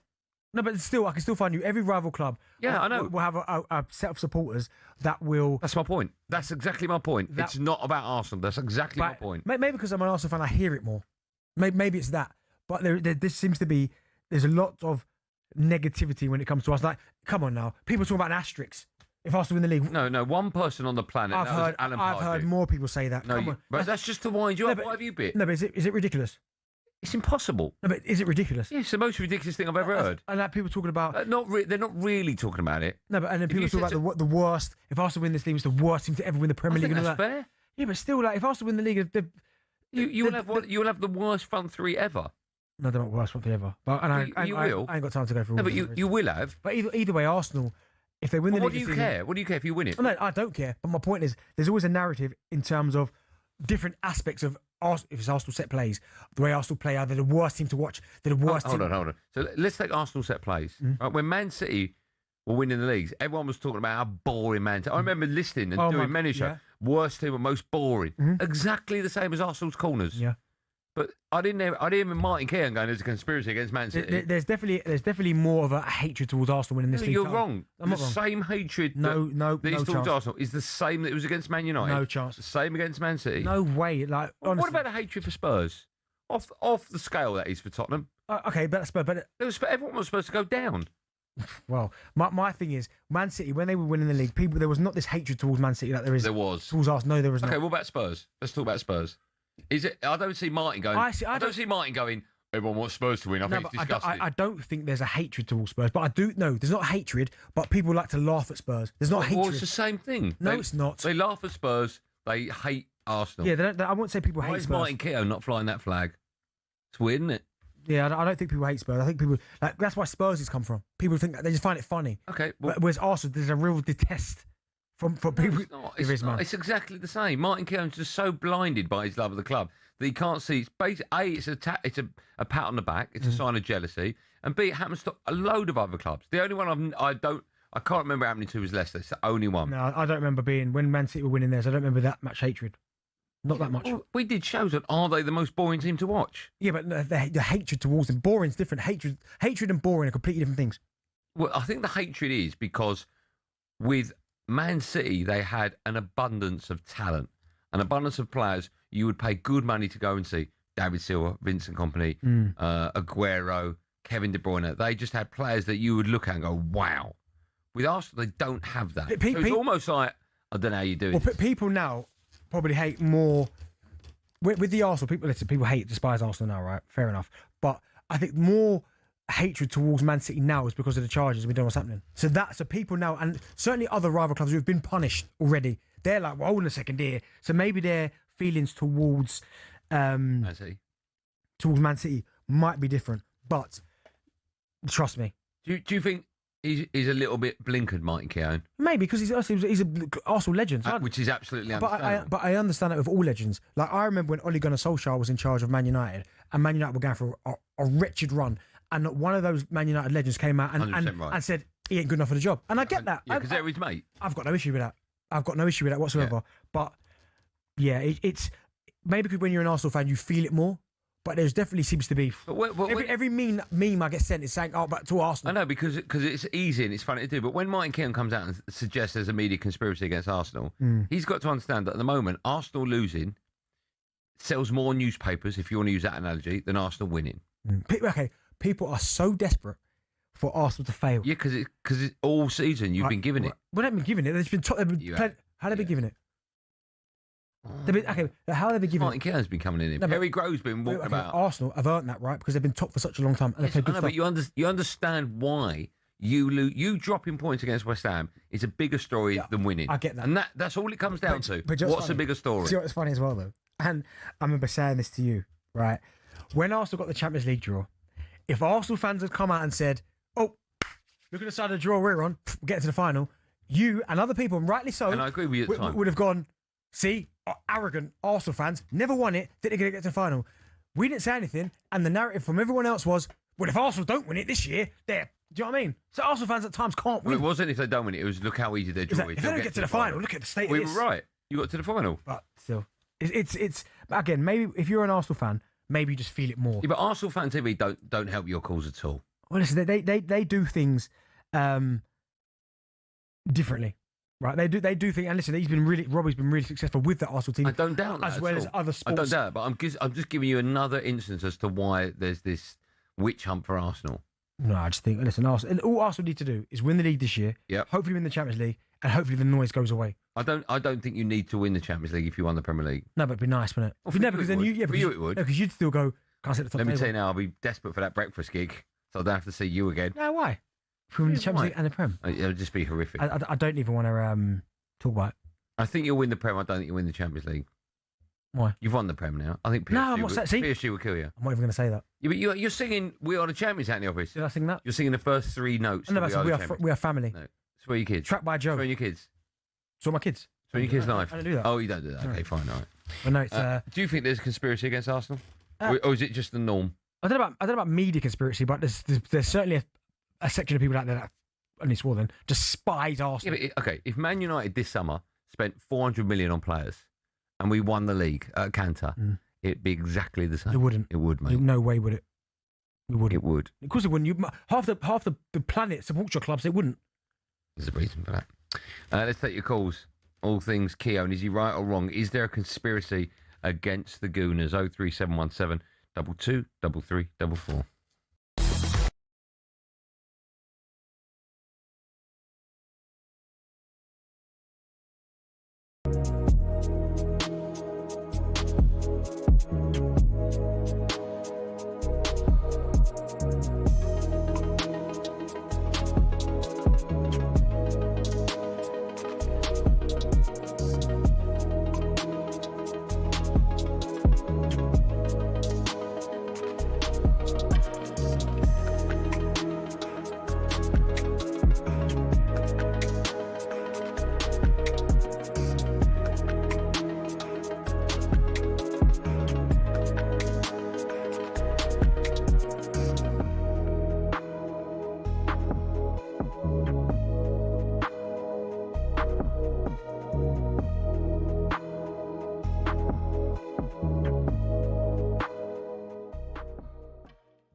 It's going to be a fun run. I mean, with the Premier League, I think it really is in our hands now. I can't see us giving it away with our remaining fixtures, especially Burnley at home next Monday night, which I will be going to. Yeah, I feel as well, Man City will drop points. I really believe it. Bournemouth away. Irio's last game, home game of the season, and they're fighting for Champions League. That's a tough game for Man City. Yeah, correct me if I'm wrong. If obviously Aston Villa go and win the Europa League final, doesn't that open sixth place? Yeah. Yeah. So Bournemouth have got it all to fight for. Because Brighton have got two winnable games behind them as well, so they know they probably need 2 wins. Bournemouth.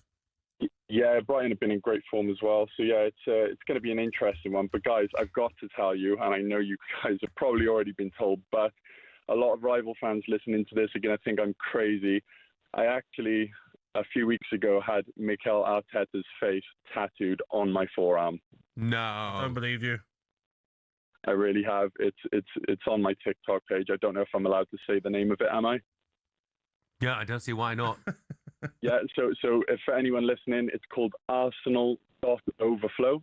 And yeah, you'll find it on TikTok. It's pinned at the top of my profile. I had Mikel Arteta's face tattooed alongside Thierry Henry and Emirates Stadium in the background because I do believe in this man. I do believe he is the one that's going to get us over that line, get us the trophies. And once these come in this season, I think we're just going to keep on going. Then I think the next couple of seasons we'll continue winning a lot more silverware.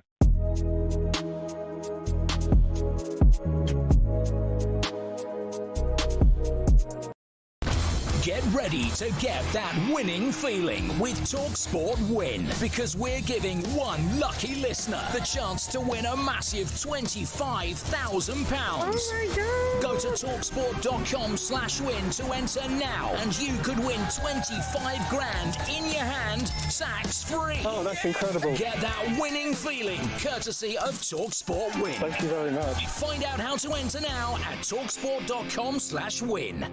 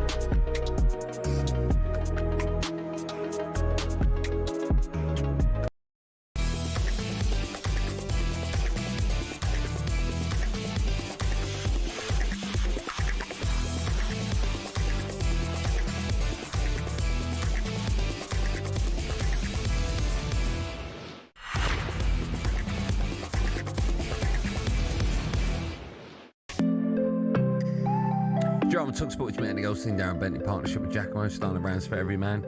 Reminder, I'll be on the breakfast show tomorrow until Friday, Tuesday. Oh, listen, don't do every Wednesday. We don't care about them reads. Paul Scholes will be joining me on tomorrow's show about that big name guest on the breakfast show just this week. Listen, we don't promote that show on here. Oh, we do? No, we don't. We do now. Well, Joe, make sure there's not one read for the rest of the week when it comes to breakfast with him. Well, look, the rest of the week has nothing to do with Joe. No disrespect, but you won't be my producer for the rest of the week, so No, I'll but do Joe, what I I'm want. talking on this show, Joe. No breakfast reads. Yeah, I'm just going to ad-lib it. Breakfast. There you go. Breakfast. You can't, but from tomorrow, you're dead to us. So, you know what I mean? You breakfast? Don't matter, because tomorrow I'll be on the golf course. All right, when this is happening. Where are we? Oh, yeah. Just quickly, West Ham will lodge a formal complaint with the PGMOL after their disallowed goal against Arsenal yesterday. Barca 2-0 wins at home to Real Madrid. You see... Oh, Rashford. I put it in the group. Wow. Unbelievable goal. What if they're going to keep him? I don't know. You'd think... I mean, excuse me. From everything I've seen, it looks like he's doing well there. Not great, but look, like really well, right? Do you know what's nice to see? When he scored the free kick, which was unbelievable, he had a big old smile on his face. Yeah. Remember for Man United at times he'd score and then nothing. Yeah. Just like... I'll tell you what was even nicer to see. When he was interviewed afterwards in the mix zone in Spain, he didn't try and put on a Spanish accent. Did he speak Spanish? No, he just spoke normally. But it's quite nice because you do what yes, I was happy with my goal. A bit like what Gabby does when he speaks. Do you know what I've heard? And listen, it's completely different. But do you know what I found was incredible? Have you ever seen that Mary Earps interview? The one? No, not the one where she hammered Hannah Hampton. What one? In French. So she plays for PSG, right? Yeah. Mary, she did the whole interview in French. It was incredible. I could do that. No, you can't. If I was just ordering a kilo of peaches. No, but Han, how was the game? Je veux kilo de pêche. No, I don't want no peaches. Très bien. How was the game? Très bien. What did you like about the game? Un, deux, trois. Yeah, honestly, I'll get up for you to break. It's unbelievable. Yeah. Yeah, it's nice when you can do it, right? Yeah. Right, let's go to the phone lines. Is Martin Keown right? Is there a conspiracy against Arsenal, or is it just any team that does well? Martin is an Arsenal fan. Martin? Michael? Anyone? Oh, that's what. Oh, no. Oh, I can't hear. Hello? Oh, no. Let's see if we can get Michael back. Let's go to Taylor Zaguna. Hi, Taylor. How you doing, mate? You all right? That's clearer. I'm good. How are you? Yeah, good, thank you. How you doing, Benty? I'm good, man. You? Yeah, good, thank you very much. Used to hate you when you played for Tottenham, then realised you were an Arsenal supporter. Do you love him now? How fickle can we be? Of course I love him. You've just summed up football right there, haven't you? Yeah, football, 100%. How fickle can we be in football? Go on then, what do you want to say, pal? I was saying that I can't remember what year it was, but it was when Arsenal used to, well, I think they still do, play Barnet in a pre-season friendly every year. And Martin Keown picked us up because we was on one side of the gate to meet the other players. Mm. And I loved Martin Keown. I loved the no-nonsense. He was the third best centre-back out of the three, you know. Mm. But when you hear him speak and when you hear him talking on the like BT Sport and that, he's a drove to hear because he's so biased towards Arsenal fans. And I think he's half the reason why people hate Arsenal fans. And Arsenal as in general. You're an Arsenal fan, right? To him. Yeah, I am an Arsenal fan. Yeah. And you can't stand Martin Keown? I will turn off the BT Sport when it comes to him talking on BT Sport. I'll turn him off because I can't stand to listen to him. Do you think a lot of your mates who are Arsenal fans feel the same? 100%. Oh, 100%. And do you know what? It's the fact of everything is a conspiracy against Arsenal. And realistically, we are hated because we're doing well at the moment. Yeah, 100% Hate us all right. you want. 100% right. Chelsea was hated when they was winning. Man City was hated. Man United's always been hated. You hate us. As long as you've got champions underneath it, does not matter. You can hate it as much as possible. Yeah. Do you know what? The hatred, right, and the narrative might have grown a little bit because of the 3 second place finishes. There is an element to I hope it happens again. Do you know what I mean? So yeah, there's part comedy value. Yeah, part hatred, part comedy value. So there is a bit to that, but interesting that he's an Arsenal fan, doesn't like Keown. He probably does like him. He just said he doesn't. Maybe he likes his punditry. I bet he likes him. But does like his punditry. Taylor, do you like him? I loved him as a player, and I can't stand to listen to him as a pundit. There you go. As I just said. We don't like him then. No, he likes him, but do you like him? Punditry. Do you like him, Taylor? I'm going to stick up with the Arsenal support. Yeah, I like him. See, there you go. Right, just get rid of that last week. Let's go to Jack Izaguna. Hi, Jack. Hiya there. Hi, man. Yeah, just wanted to call in because basically I think what it is we lack a little bit of self-awareness sometimes, Arsenal fans. I think we want everyone to think we're as good as we think we are. We love Bukayo Saka and people call him out, and we can't take that criticism. I think that's part of it. Mm. But yeah, because we're going to win. We're going to win league. We're probably going to win Champions League as well, and we're going to be champions. What do we you kind of want everybody. why are you... See, again, this is part of the problem. Why are you probably going to win the Champions League? I'd say if out of the two, you're probably going to lose it. Yeah, possibly. But I think on day we've got enough to beat any team. We're hard to break down. PSG are great going forward, but they were suspect at the back against Bayern, and that gives us a chance. They didn't concede a goal against Bayern in the second leg. Fair point. I'll take that. But you've got to hope, haven't you? Of course. But I don't think going into that Champions League final, you're anywhere near favourites for that. Fair dues. Yeah, I'll take that. But yeah, okay, so we're probably going to win the Premier League. Yes. But I think we want everybody to say we deserve it. They want to be as happy as we are. That won't be happening. We don't. I mean, No, I know. I mean, when it comes to league though, if Arsenal win the league, they've deserved it, 100%. It's 38 games, man. You can't fluke that. Like Leicester won the league, they deserved it. How can they not? Deserved it. 38 league games. You play. I mean, you had rugby lineouts for most. It doesn't matter. 38 league games, you deserve it. They deserved it. Michael is a good. Hi, Michael. Hi, gents. All right. Good evening. How are you, pal? Michael? Oh no. Is it the same Michael that had the really? He's in a tunnel still. Yeah, I don't know. I think he's in Rotherhite. Yeah, we'll get him back. And I'm going to say something now that don't believe. We'll get him back another day. We won't. No, we'll get back tomorrow, Joe. We won't. Oh, you're getting back tomorrow. Yeah. Not the breakfast show. We've got way too many good guests for that. Do you know what? Still, what? Charlie should just cut his mic, man. What are you talking about? I'm still here for another 90 minutes, and then I'm off. Still to come, we'll be looking at a huge night of Premier League football and playoff action across the talkSPORT network, and it's a massive night of football. First, though, a bit of no Googling.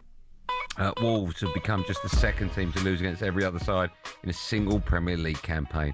Who was the other? That's a good question. Someone said correct. You're right, that was going to, but I thought I'd leave it, but I'm not going to now. What? They did concede in the second leg, PSG. Kane. Oh, yeah, right at the end, yeah. But up until that moment, apologise to the last. Up until that moment, they didn't. No, apologise. No, I'm saying up until they conceded, they didn't concede. The answer to that question and more. Good goal as well from Kane, wasn't it? Forgot about that. Coming up live and drive and talkSPORT after this.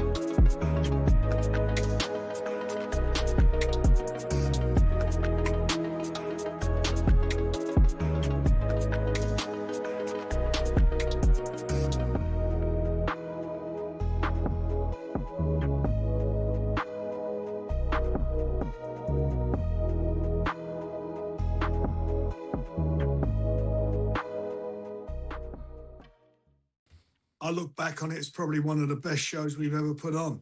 The main event was just unbelievable. Unbelievable fight. Two absolute warriors who gritted their teeth and gave everything. And the place was rammed out, it was sold out, and everybody there, they were just enthralled by it. And of course, we saw it happened in the early moments. Frank Dubois picked himself up from the canvas twice after all the question marks about heart. And I know you bristled at these questions before the fight, but is Daniel now no longer a man to be doubted?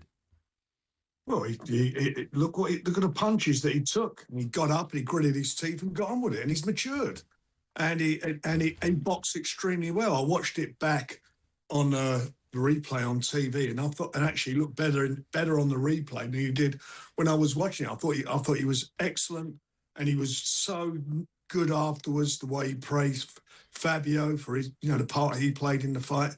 It was magnificent. And anybody who doubts Daniel now, I don't know what planet they're on. I mean, he's matured mentally, and I believed in him. We've stuck with him. We believed in him and stuck with him, and he delivered for everybody. I think you thought the heart issue, the heart question was a valid one before the fight. Well, Simon. I didn't think it was a valid one, but I thought it was a legitimate narrative. I don't think the heart question is any more relevant to Daniel Dubois than it was to Zerda Ramirez last week when David Benavidez knocked him and he went down on his knee twice. I think it's a narrative that gets seeded and people have to live with it. It started with Joe Joyce. It got replicated against Usyk a couple of times, and I think it's probably slightly unfair.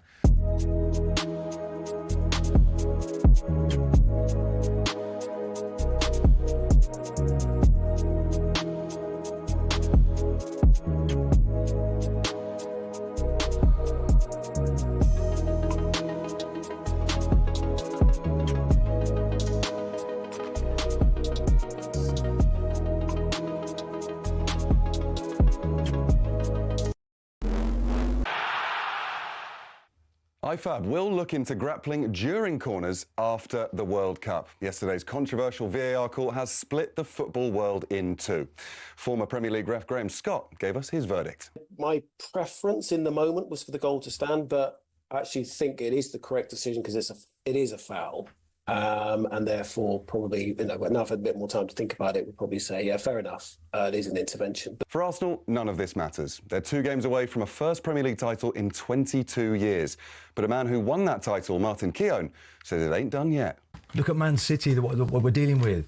And it creating an energy. Will Pep be there? Won't he be there? Bernardo Silva hanging up his boots to go somewhere else. There's a drive and an energy to get to the finishing line. You're up against Pep here. Let's not discount that. You have to earn this. Meanwhile, London's Metropolitan Police says 4 people were arrested, 2 of which for assault, after which we understand a steward had their arm broken. Spurs can open up a 4-point gap to West Ham tonight if they beat already safe Leeds live and exclusively on talkSPORT. Elsewhere, reports coming out of Spain suggest that Jose Mourinho is close to a sensational Real Madrid return. As a result, Benfica are looking at Fulham's Marco Silva to take the helm. In the WSL, Arsenal have confirmed Beth Mead will leave at the end of the season, having made 263 appearances. Laia Codina and Victoria Pelova will also leave the club. And Frank Warren says Saturday night in Manchester was maybe one of the best boxing events he's ever put on. The main event was just unbelievable. Unbelievable fight. 2 absolute warriors who gritted their teeth and gave everything. And the place was rammed out. It was sold out. And everybody there, they were just enthralled by it. But there's a bit of blowback for how long Fabio Wardley fought on. Jim White's exclusively spoken to Daniel Dubois' father, who says there's no way he would have allowed the fight to carry on if it was his son. I would have insisted that they stopped it. I was looking at it and I'm thinking, why are they doing that? Why don't someone stop it? Because he can get permanent damage. At least give him a chance to come back and fight another day. Get all the...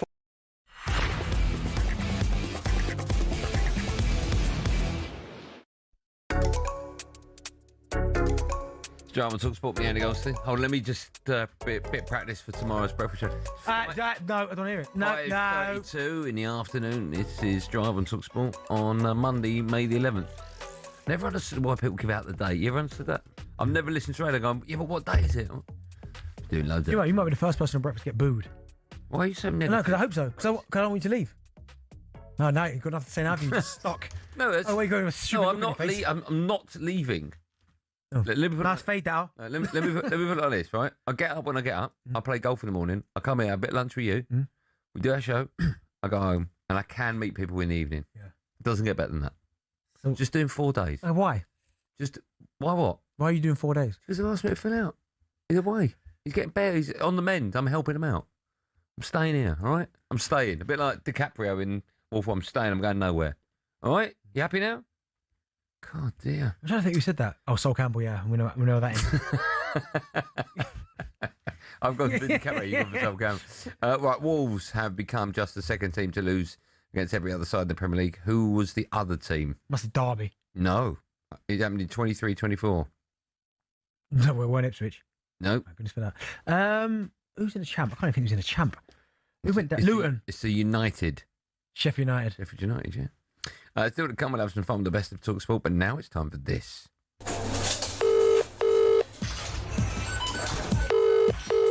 How you doing? It's Darren Bent. Takeaway. Can I take your order, please? get my hands, marinate it all up in the thing. I like my medium well. Ginger beer, oil over it. Get my brush thing, get the oil over it. It better be Heinz. If it's not Heinz, honestly, I'll lose it. I'm Darren Bent, and this is my tea time takeaway. Best bit of that is marinate up in the thing. Yes, it's Bentley's Tea Time Takeaway every week. 100 Club member Darren Bent serves up his 5 key takeaways from the weekend's action. Bentley's got to ad-lib, everyone's got to ad-lib. Bentley, what's on the menu today at ad-lib time? First of all, I'll give a shout out to my mate. He's going on the way to Much Mill tonight. His son's called Teddy. Shout out, Teddy. What's going on here? He's a Millwall Magic FM. He's a Millwall fan. So good. Shout out, Teddy. Hope you win. Hope you win the game. Smash him. Trust me. But listen, he's done a great job, Carrick. Yep. But I think there are a few question marks. Okay. All right, let's hear from Man United boss Michael Carrick speaking after that draw away to Sunderland. He was asked if there was a drop-off because they've already qualified for the Champions League. I can understand the question, but it literally wasn't that today. I think it was just a tough game of football and challenging game for different reasons. And I can't fault the motivation and the professionalism of the players, which we have to. That's how it should be anyway. But we've seen different at times. So. Not from this group, by the way, just I may add, but it's throughout the game. So from that side of things, I'm really happy with the players and to come through. We could have easily lost that game in different moments and we could have won it at the end. So I like the way we finished and the mentality to try and win. It certainly wasn't Man United's strongest side. We started with Xerxes and Mason Mount. Okay, that side, is it only natural there's going to be a drop-off? A little bit. I just think that when I say about the question marks potentially with that, it just like Sunderland should have won that game. Yes. They had that many chances. They should have won it. They did. And you've had a couple of these. Like you look back at the Leeds game and West Ham. There's been a few where you'd go, okay, maybe they're not 100% sold. But listen, I'm not taking nothing away from Michael. I think he's gone above and beyond. If I'm honest, when he got the Man United job, I didn't expect this level of consistency, this level of first of all, Man United even getting anywhere near the Champions League, and the fact he's done that, I think he deserves a lot of credit. I think he probably should be the next Manchester United manager if you can't get Luis Enrique. Right. But if it's him or elsewhere, I'd probably go Carrick. I think he's earned it. He's earned the right. Yeah. But I do think some people would look at individual performances and maybe go, okay, maybe not 100% sold, but I think he's been brilliant. Yeah, I can't argue with that. Where would you like to go next? Adlib. He's got to adlib this one. We've been waiting for this version of Doku, I'll tell you that. We have. Oh, is it adlib at the end? Yeah, I'll tell you that bit wasn't written down. Let's hear from the City boss Pep Guardiola speaking after that, went home to Brentford, and he was asked about Jeremy Doku's recent form. Well, it's a momentum. Always had this incredible ability for the dribble in small spaces. I never see a guy with a 5 meters make that situation. He's really incredible player, but incredible. So they dropped the teams and the box, and after what you had to do, drive more players in the box, and this is what you had to do. Do you know what? He loves that line, Pep, didn't he, about so incredible. I knew that line was coming. When he said about, I've never seen anything like incredible. He does that a lot, doesn't he? He worked with Messi, man. Yeah. I think he's seen it. But that's good. You want to hear your manager big yacht like that. I really like that about him. Doku at the minute he's got that finish. There's certain players that have got certain finishes. Salah's got that with his left foot. Salah's got it. I remember when Thierry used to go through, he used to open up his body and just roll it in that far bottom corner. You're thinking of the goal against Spurs, aren't you? There's so many goals, right? But this one here, Doku, like he's finding the goal that was so impressive at the weekend against Brentford is there's someone kind of on the line in front of him and he still manages to find that top corner. He's like we always knew he was good in terms of 1v1 going past people, but it was the end product. Could he find the pass in the box? Could he cross the ball? Could he score? At the minute, it's all coming together. Palace at home, Bournemouth away, and Villa at home are the last 3 games. Do you see them dropping any more points? I would say Bournemouth away. But that's the only one I think of because I think Villa, they're in the same situation as Palace. Palace have got a cup final after the end of the season. So have Villa. I just think Bournemouth is the one. And Bournemouth at the minute, I mean, they've been beat since January, playing really well. Go in there as well. If they are going to drop points, I think it might be a Bournemouth game. But still, even then, would I be surprised if they beat Bournemouth? I wouldn't. No. But that's going to be a tough game, that. Really tough. Okay. Where would you like to go next? Go ad-lib again. Right, do you know what? I'm not, no disrespect. Oh, you ad-lib that bit. Totally. Right. It's not written down. And I'm saying no disrespect again. Why are you saying it twice? Because Ariola didn't... Double no disrespect. Yeah, and Donny Ariola, I think, should be aiming higher than Crystal Palace.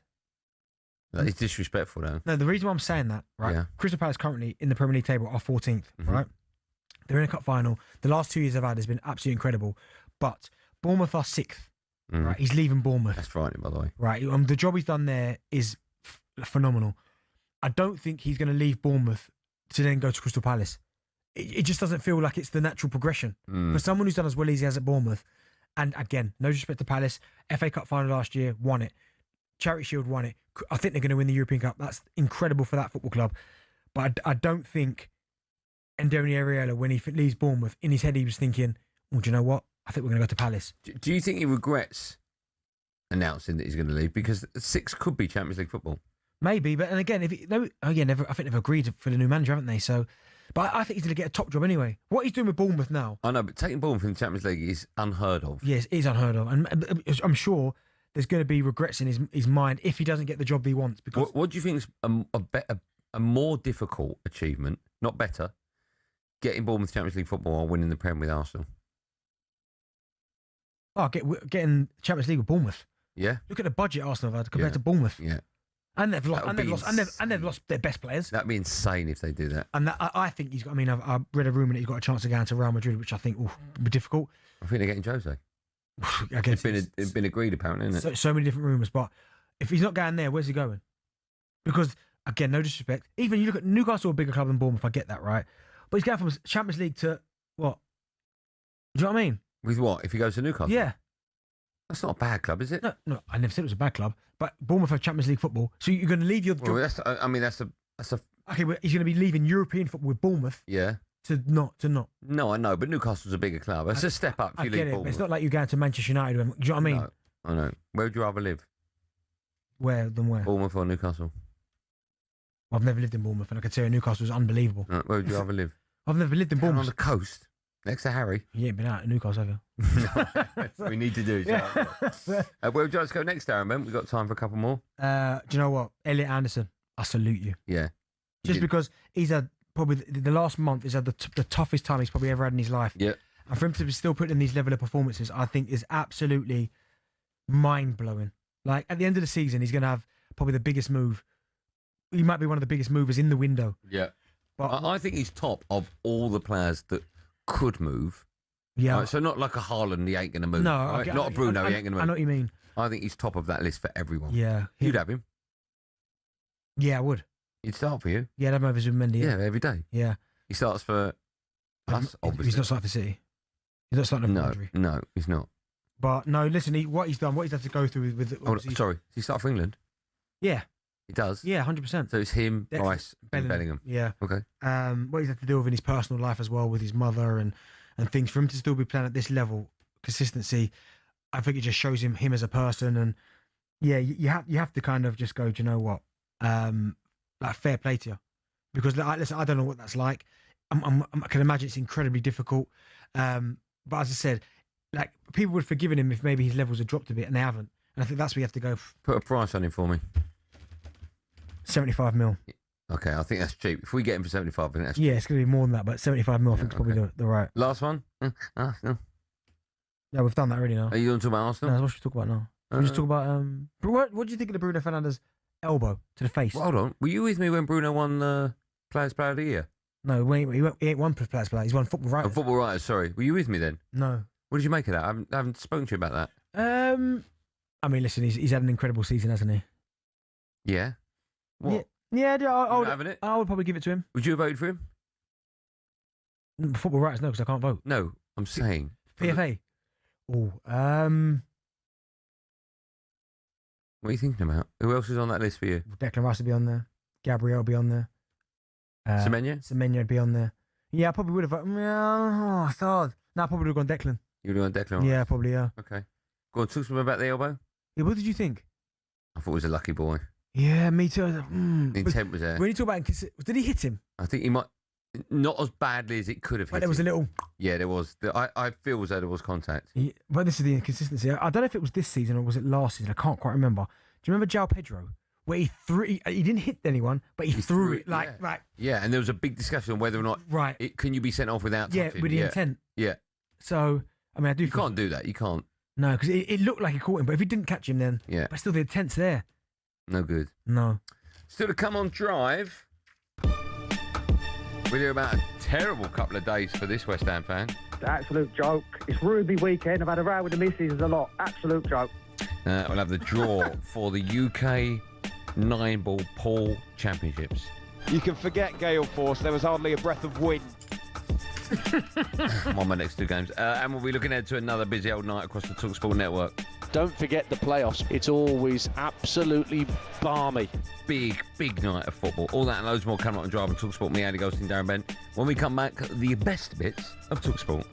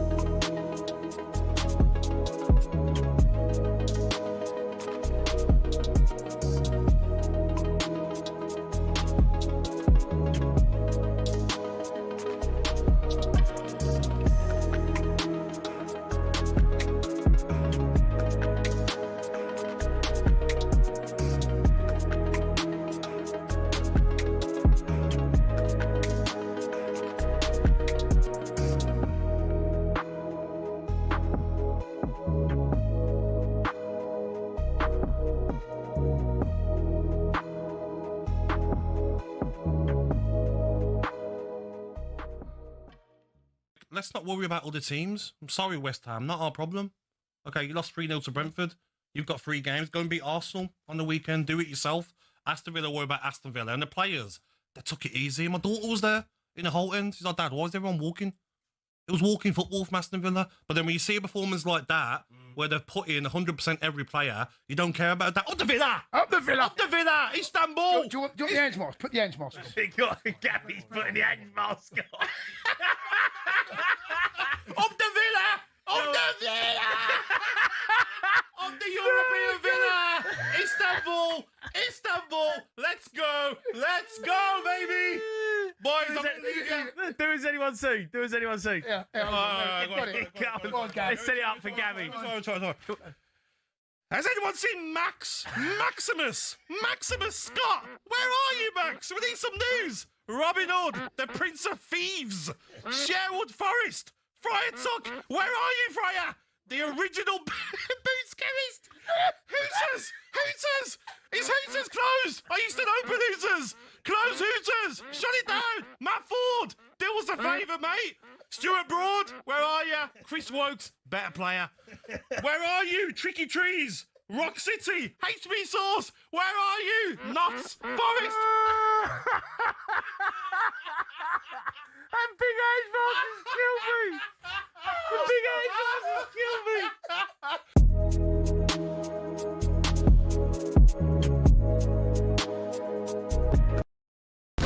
Get ready to get that winning feeling with talkSPORT Win, because we're giving one lucky listener the chance to win a massive £25,000. Oh my God. Go to talksport.com/win to enter now, and you could win 25 grand in your hand, tax free. Oh, that's incredible. Get that winning feeling courtesy of talkSPORT Win. Thank you very much. Find out how to enter now at talksport.com/win.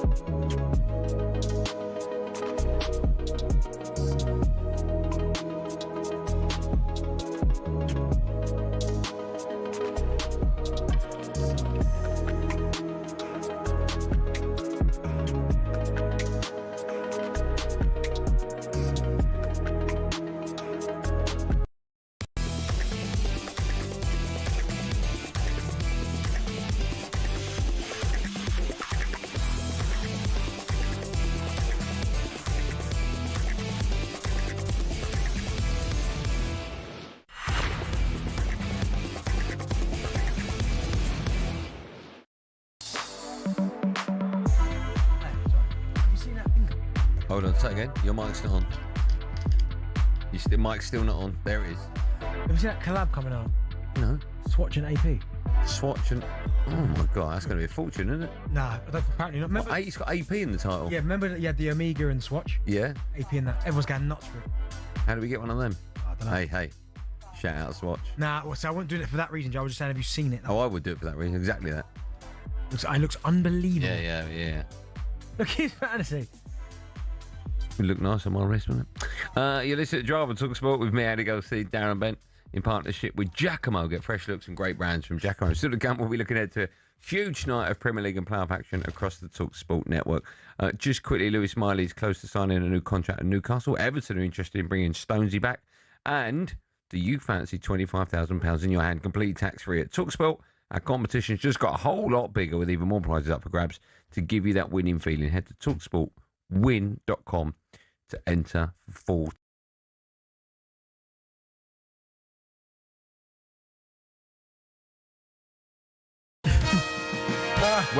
It went. Joe, you ain't having one. Right, the best of TalkSport and Friends. We run you through some of the recent highlight moments from TalkSport and our sister stations. Let's kick things off with the breakfast show. So I'm just answering question one. Before you even got into it. I haven't even seen it. Breakfast show. Jeff Sterling, Gabby Abonahar. They were joined by a very smug Piers Morgan. Well, good morning, gentlemen. And can I say that I've never been happier to appear on your airwaves than I am this morning, and particularly to drown in the national tears which are exploding from all the eyes of our rivals, squealing like a big bunch of little babies. Who's the smuggest person you know? You. Nice appears to come on when they won, doesn't it? When they lose, you can't get hold of him. Hold on. I won every day, mate. Not I'll come, win, lose or draw. When was the last time? Yeah, you know exactly what I'm talking about, didn't you? What have we done? Where's Noel? When Man City drew against Everton. I didn't ask him. Well, why not? Because I respect him. I will put him in that situation. When was the last time you cried at a film or TV show? Good question. Oh, the last time I cried at a film, we weren't Titanic 2. I cried at E.T. Did you? When I was a kid, yeah. Oh, no, probably the last time I cried was when I watched Fresh Prince and his old man comes back and then leaves him again. Now, trust me, that episode, that had me crying every time. Or, weirdly, Terminator 2. But when he goes into the... Mate, and he sticks a thumb up. Tears are flooding down my face. So funny. Who's the last person at TalkSport you'd like to speak to first thing in the morning? Last person at TalkSport. You come in, you're a little bit tired, you go, oh, not him. Jack. Yeah. Yeah, man, Jack, no. Yeah, just leave me alone, Jack. Yeah. 5 minutes. Remember, the breakfast show returns tomorrow morning at 6 a.m. It doesn't matter about Gabby. I'll be presenting it. Paul Scholes is our guest on the breakfast show. Sticking with the breakfast show. Tuesday, Wednesday, Thursday, Friday. Sticking with the breakfast show. Oh, yeah. And they were joined by an unhappy Hammer. And of Arthur Corners, mate. It's an absolute joke. It's Ruby weekend. I've had a row with the missus a lot. It's an absolute joke. Just get rid of it. Sam, I couldn't agree more. You put it very succinctly. Thank you, mate. Did your missus think that it was a foul? Yeah, no, she didn't really care, mate, but it's not one of the things, isn't it? Stop moaning about football. Grow up. Raz's face. Look at Raz's face. It's a freeze frame, isn't it? What causes you the most arguments between you and Mrs. G? Don't really have arguments. No? No, I'm clever enough just to say nothing if I think I'm right. Okay, no. If she thinks I'm wrong. Okay. What's your number one tip for a happy marriage? I always agree with the wife. Okay. Well, that's good advice. Who's your favourite Cockney? I know you're going to say it. Go on. My favourite what? Cockney. Oh, Cockney. Danny Dyer. Yeah, of course. Remember to tune in to a proper show. I like that. I'm going to say it again. Remember to tune into a proper show. Drive every day this week from 4 p.m. with the brilliant Rory Jennings and myself. Who's doing it? Rory Jennings. Right, let's finish with this week's 21 Minutes to Go podcast. Me and is that still going, is it? Right, hey, not for much longer. Listen to this. This is an unbelievable... This is true. When Jason appeared on the Australian version of This Is Your Life. Make it a complete family reunion. Your grandchildren from London, Jason, Victoria and David with their father, Victor Cundy. Oh, my... Hey, look at you. Look at you. You still got that shirt, haven't you? That is incredible. Look at the Barney. Wow. I know. Look at me. That little face coming out, popping out. That's unbelievable. Got a massive forehead, don't you? You know what? What's unbelievable on a podcast? Can't see what you're looking at. Brilliant, that.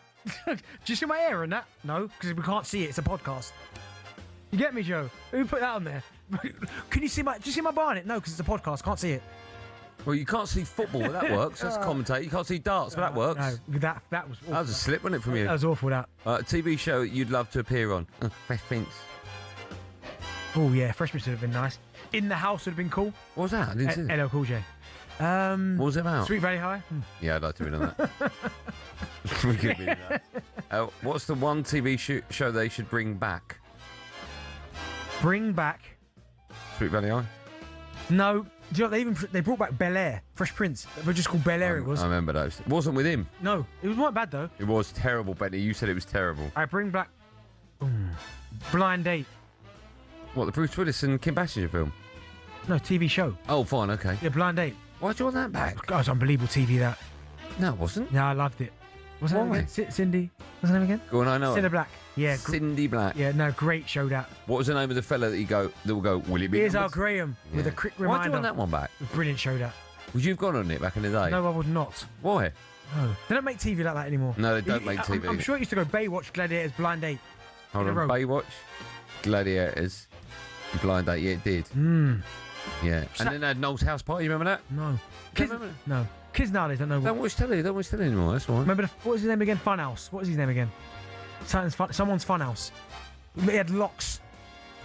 Blonde locks. What was his name again? Someone's Funhouse. It was called Funhouse, but what was his name? The main geezer. What are you talking about? Someone will remember. What channel was it on? I can't remember the channel. Funhouse. Hey, Joe, remember Funhouse? What was his name? Presenter. Pat Sharp. Oh, right, Pat Sharp. With the locks. That one, Saturday evening. No, but that was a great show. Saturday morning, yeah. Great show.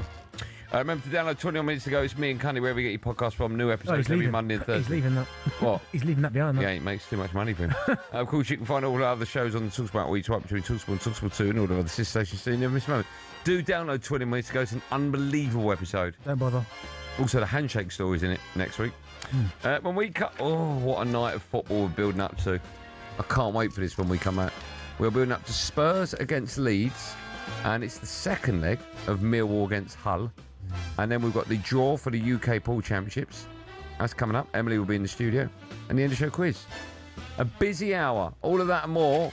And team news ahead of both matches coming up live and drive on talkSPORT after this.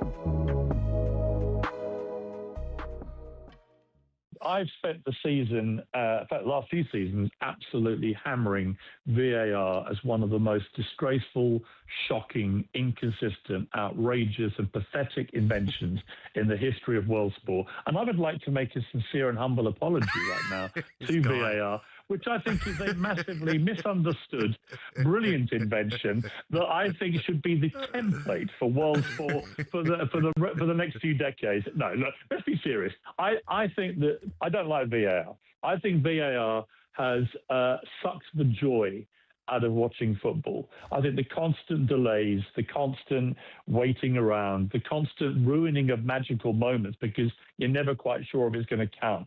I don't like any of it. And I would rather go back, honestly, to the days when we relied on a guy in a black outfit who was going to decide whether it was a goal or not, and with the help of his linesman. Because VAR, I don't think any real football fan likes this because it's so inconsistent. And ultimately, it depends anyway on human beings who've shown themselves to be remarkably frail when it comes to making good decisions. Now, having said that, yesterday, I felt that they made the right decision. They took 5 minutes to get there, and obviously as an Arsenal fan, I would say that. But most independent observers think that there was a clear, I think, double foul on Ray. You've got Pablo with his arm trying to throttle him, and you've got another guy pulling his shirt from the back. So I think it was definitely a... Over the years, we've been treated to some amazing exhibition events in sports. Some become iconic, but many fail to live up to the hype. So what are some of the most anticlimactic exhibitions? Technically, it wasn't an exhibition because it ended up being sanctioned as a pro fight, but it basically was. 2024 saw Mike Tyson return to the ring to fight YouTuber Jake Paul. The event, which Paul won, was streamed by 65 million people on Netflix, making it the most streamed sporting event ever at the time. But many complained of buffering and freezing, and as for the fight itself, well, it was considered an entertaining disaster. I mean, it wasn't prime Tyson, he was 58, and after the fight, Paul, who was 27 at the time, said he'd actually gone easy on Tyson towards the end. Now, Mayweather-McGregor in 2017 was a better watch, despite Mayweather going rope-a-dope early on, but it was way too expensive. Pay-per-view was 75 quid, and in the stadium, the cheapest ticket was over 370. Now, this next one you could have watched for free, only because the pay-per-view had streaming issues, so they had to open it out. I'm talking about Tiger versus Phil in 2018, which was nicknamed The Match. Massive names and massive rivals going head-to-head. On paper, it worked. In reality, it didn't. The two players were mic'd up, so we all thought we'll get fascinating insight. We'll be able to hear them insult each other for 18 holes. But what we actually got was more heavy breathing and sniffles. And for two GOATs, the golf itself was bang average. And speaking of GOATs, let's end with Messi and Ronaldo. In 2023, an exhibition between PSG and the Riyadh All-Star 11 saw them share a pitch for possibly the final time. To be fair, it was a goal fest, which PSG won 5-4, and Messi and Ronaldo both scored. But it was obvious they were past their prime. El Clasico, this was not. And with it being in Saudi, there were more sports washing claims. So there you have it, exhibitions that have let us down. And I didn't even have time to mention the Community Shield.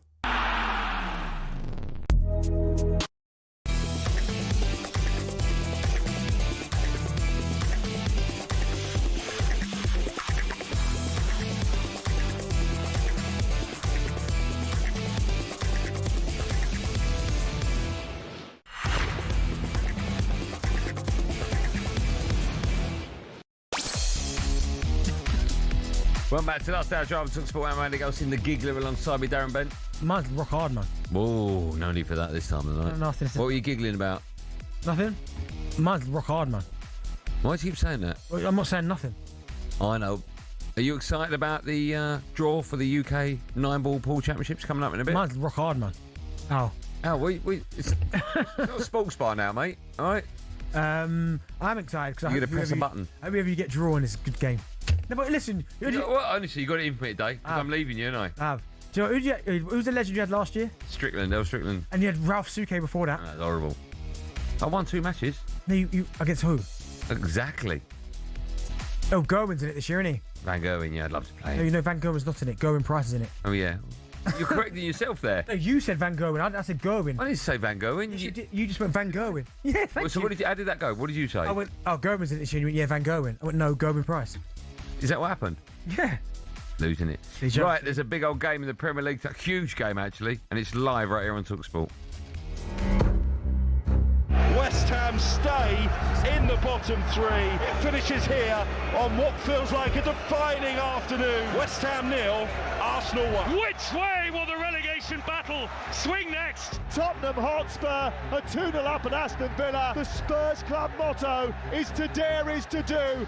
Well, for most of the season, they haven't done anything, but they're doing it now. This is the first time I thought they're going to stay up. We must remain humble. Nothing changed. West Ham will be relegated before Spurs play Chelsea. And turned in! Leeds have got a third goal! Leeds are going to be safe in the Premier League. 43 points feels really good, I have to say. Leeds will spend again, and they will spend big. I think the manager's done tremendous for our football club. Massive injection and hope in this relegation dogfight. If we put on that for the rest of the season, we will be okay. I think they will be okay. Spurs will be looking to make the most of West Ham losing yesterday. They host Leeds United. It's live on talkSPORT tonight. A win would move them 4 points clear of the drop zone with just 2 games to go. Meanwhile, Leeds now are officially safe. Spurs boss Roberto De Zerbi has been speaking ahead of this one. He said he's not expecting an easy game tonight. First of all, we go to play against one of the the best team in this moment because in the last 5-6 games they won in against Man United. They draw in Bournemouth playing well. They won at home 2 times, Wolves and Barley, and for that we have a big respect. I think this is a fascinating game tonight. Who'd you fancy for it? I suppose is the obvious first question. I was going to ask you about Leeds, but let's just talk about Spurs. Do you fancy them to get all 3 points? Do you know what I do? And to be fair, Leeds, they're safe now. Yeah. Daniel Farke, he deserves a lot of respect and credit because people question whether he could cut it at Premier League level. He's managed to keep Leeds in the division. But I just feel like, momentum's key. I just think at the minute, big result against Villa. I know they played a second-string team. They beat Wolves as well. Drew Brighton. I just feel like Spurs have got the bit between their teeth and almost seeing what happened to West Ham yesterday, I think will galvanise Spurs tonight. So I don't think it'll be easy by any stretch of the imagination, but because Spurs nicking a 2-1, 1-0 maybe. Just the fact that Leeds are safe, could they play with more freedom? Do you expect that to be dangerous for Spurs? Just explain what you mean by that. Could you play with the handbrake? So you'll try things naturally, because when there's a little bit of pressure, like 9 times out of 10, you go, do you know what? I'll just take the safe option because, listen, points are everything. Like if you're in a relegation battle, or you're just thinking, oh, do you know what? It's a little bit more on it.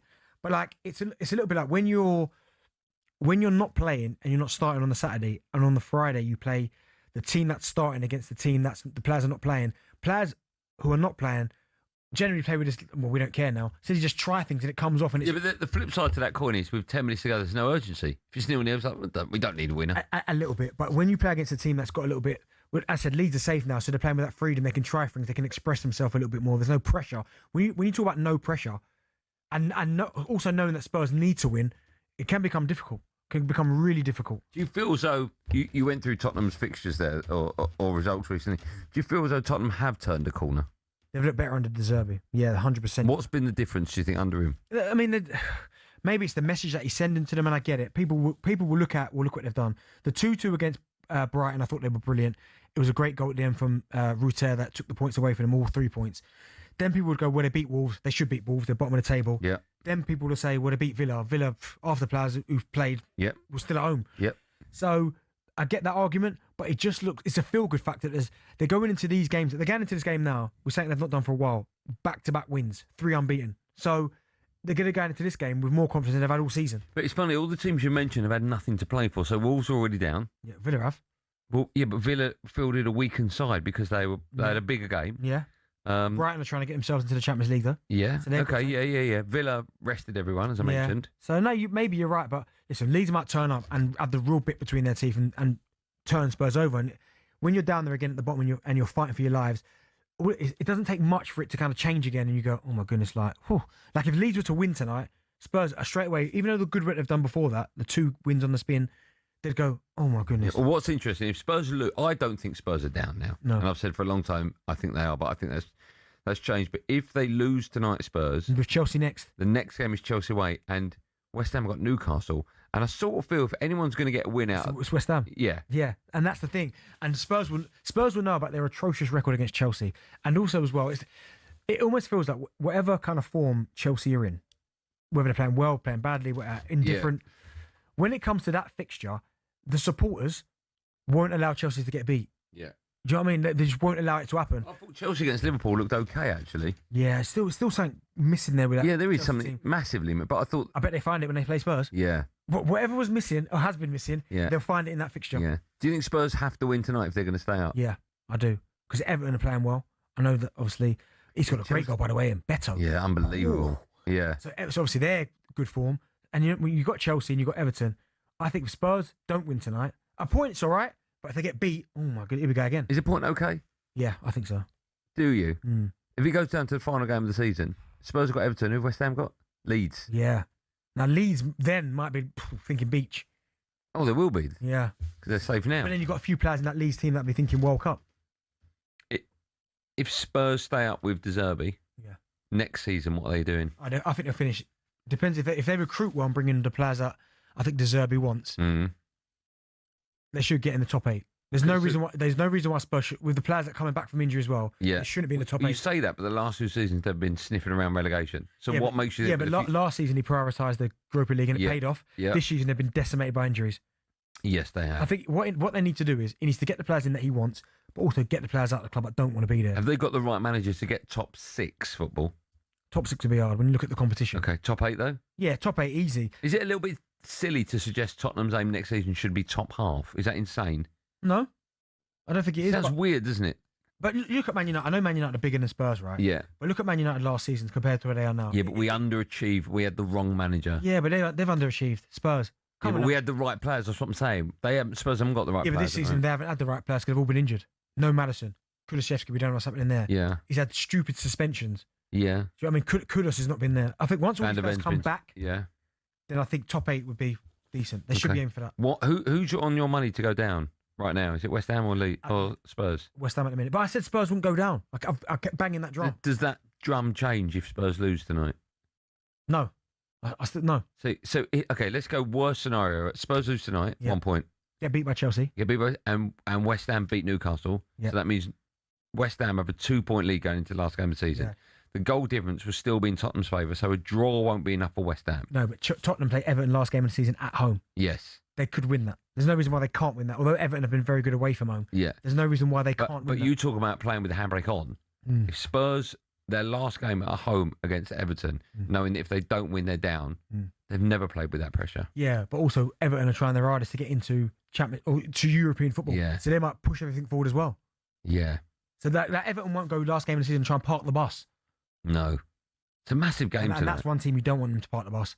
Tarkowski and Keane and you've got Gardner and Dewsbury Hall and you know what I mean? They've got who's the holding midfield player? I can't remember his name now. What I was going to say was it's interesting tonight, right? Because if West Ham would have won yesterday, this game tonight for Leeds is totally different.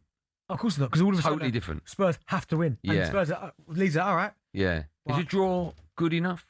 Listen, they'd like to win, but it's not the worst result in the world because of what happened yesterday. West Ham losing.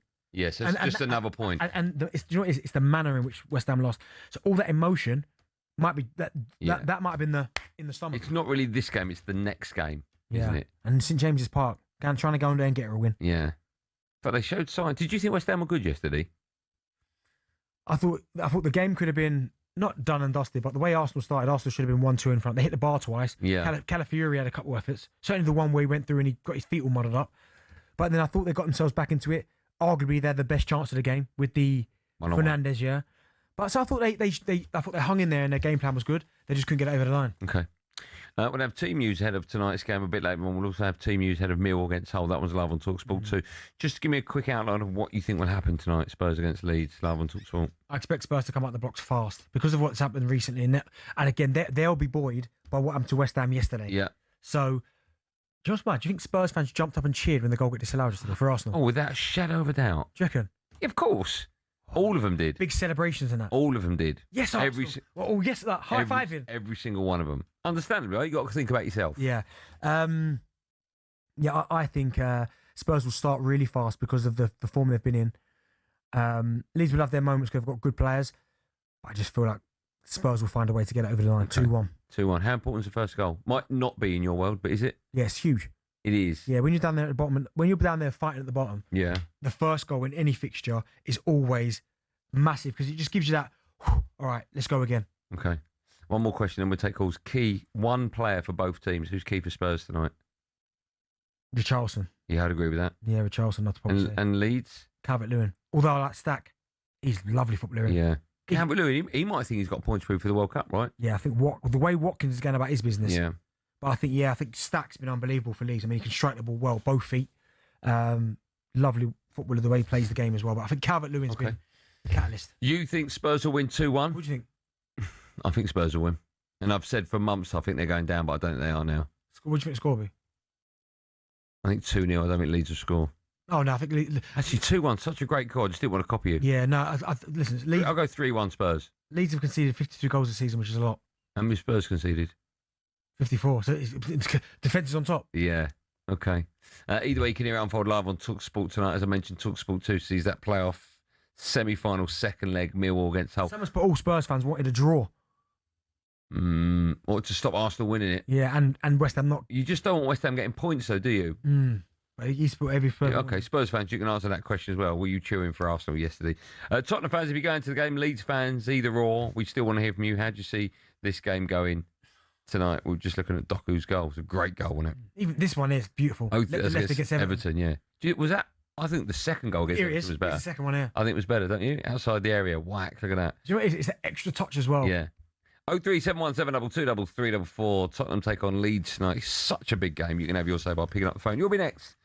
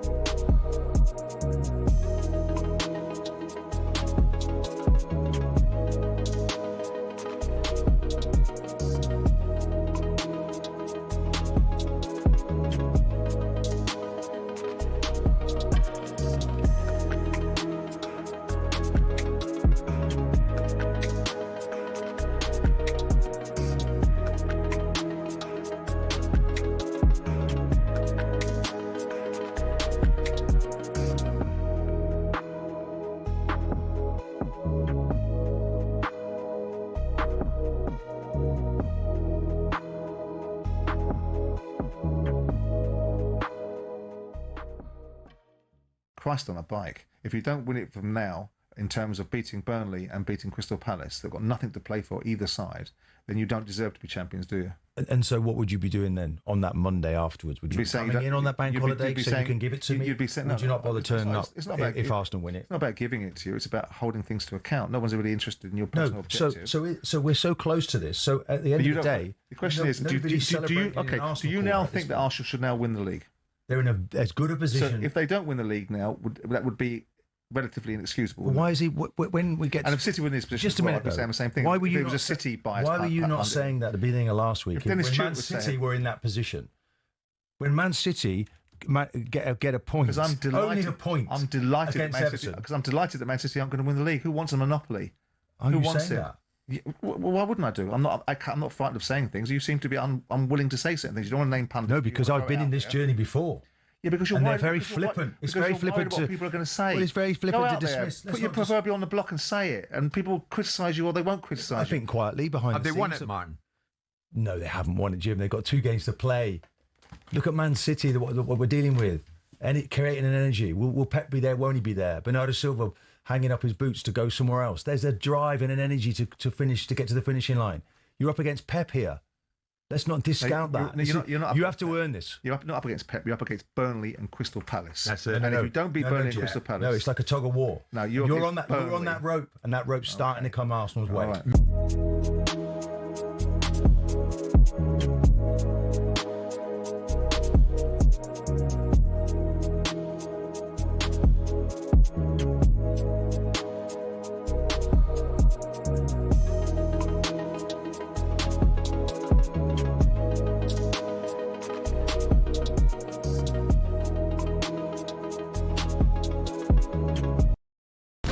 Get ready to get that winning feeling with talkSPORT Win, because we're giving one lucky listener the chance to win a massive £25,000. Oh my God. Go to talksport.com/win to enter now, and you could win 25 grand in your hand, tax free. Oh, that's incredible. Get that winning feeling courtesy of talkSPORT Win. Thank you very much. Find out how to enter now at talksport.com/win.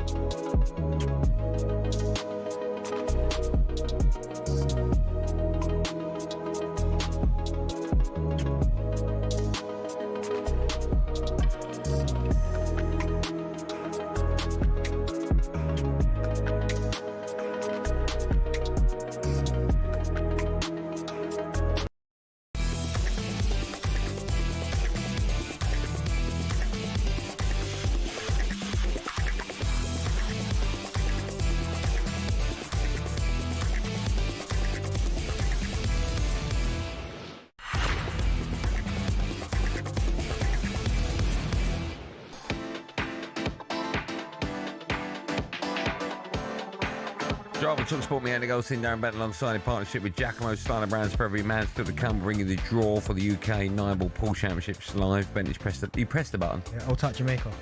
Don't spoil it. That's all right. Yeah, that's all right. Why would you say that? Because you know what I mean? No. Hey, decent. He ain't Jamaican. Okay. He ain't Jamaican, by the way. Just quickly, West Ham will lodge a formal complaint with the PGMOL over their disallowed goal against Arsenal yesterday. Marcus Rashford scored for Barca as they sealed the La Liga title against Real Madrid.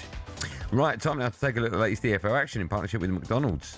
Ben's EFL Corner on talkSPORT with McDonald's. Got big McDonald's hunger? Order delivery on the McDonald's app today. From 11 a.m, 18 plus. Fees apply to delivery orders. Subject to availability. Price may vary. Yes, this is a big game. Hopefully better than the first one. At 8 p.m. over on talkSPORT 2. You can hear Mill against Hull in the second leg of their championship playoff semi-final.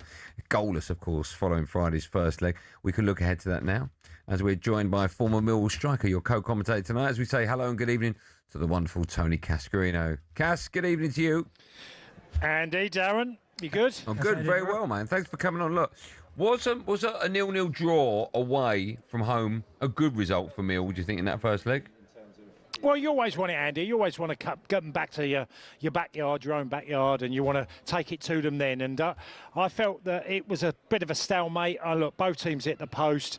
Did Millwall have the better? Had a goal disallowed, but I felt it was probably a fair result. But it all comes to here tonight on who delivers on the night. Hull City won here in the league. Millwall won there in the league. So, there's no rhyme or reason who gets the right result tonight. I think he'll change slightly. Neil, obviously Alex Neil, he will change. I think he might play Barry Bannon in midfield and might go 2 up front, because they didn't do that in the first leg, but that's one of their best ways of winning games here, I feel.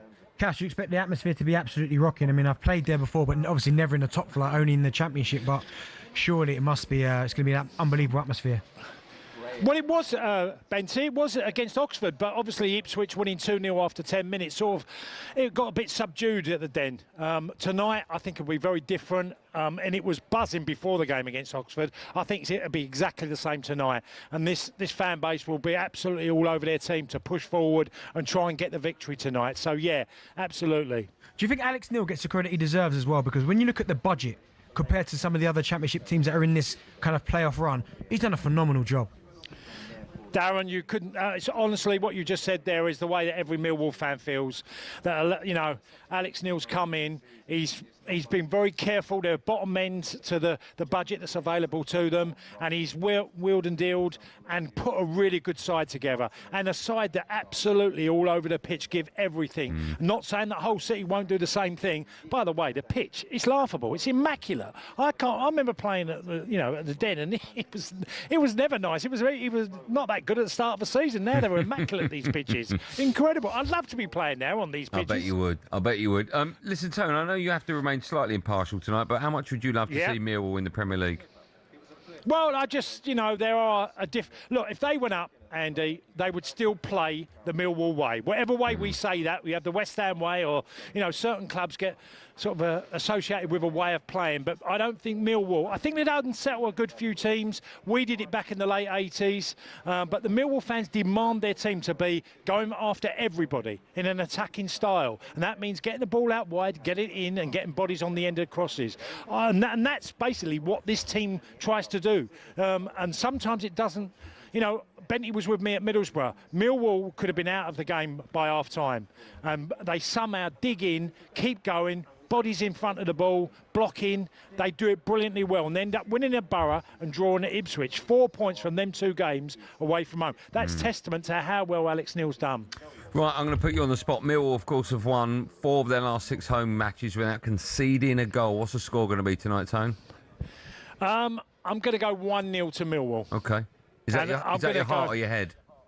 No, I do think when it was on Friday night, Andy, and I thought, right, they're going back to Millwall's backyard now. Okay. Can they, can Hull play as well? Look, on the night, things happen. We've seen with decisions and what's happened over the last few weeks of how much a decision can change the outcome of a football game. I think that Mill will just have a bit more than Hull. We'll see, but I do think it'll be a great cup tie tonight. OK. Tony, always a pleasure. Tie. No, playoff tie. It is a cup tie, though, isn't it? You win a cup at the end of it, don't you? Yeah. You win a cup. Yeah, well, there's a big cup and a big cheque. That's for sure. It's the cheque that's the most important thing. Always a pleasure, Tone. Thanks for coming on. Cheers, Andy. Thanks, Bye-bye. man. Listen, we'll stay obviously with football. We'll look ahead to a game tomorrow night, actually, the other semi-final. That's also goalless, actually, between Borough and Southampton. The second leg for that one is tomorrow on talkSPORT Live. Obviously, the build-up dominated by Southampton being investigated for spying. Now, you weren't here when we spoke about that. I can't remember who I was with. Was it Gabby or who was it? Was it Townsend? Andy Townsend, of course it was. And we all. How was I not here and I know who you was with? I know. I forget what I got up the stairs for. What did you make of that? We haven't spoken about that at all. Very bizarre, isn't it? What, spying? Yeah. I remember weren't there a situation before? Leeds. Bielsa? Derby. That was about 8 years ago, wasn't it? Was it Derby Leeds? 2019. Yeah. 7 years ago, yeah. Yeah, I mean, listen, it's one of them where listen, I know I get it about an advantage, but with that much technology and data and, you know what I mean? It's bizarre, isn't it? The technology, you're not going to learn too much more than you know already. It's almost like, before games and they ask questions to the managers and they're like, they keep all their cards close to their chest.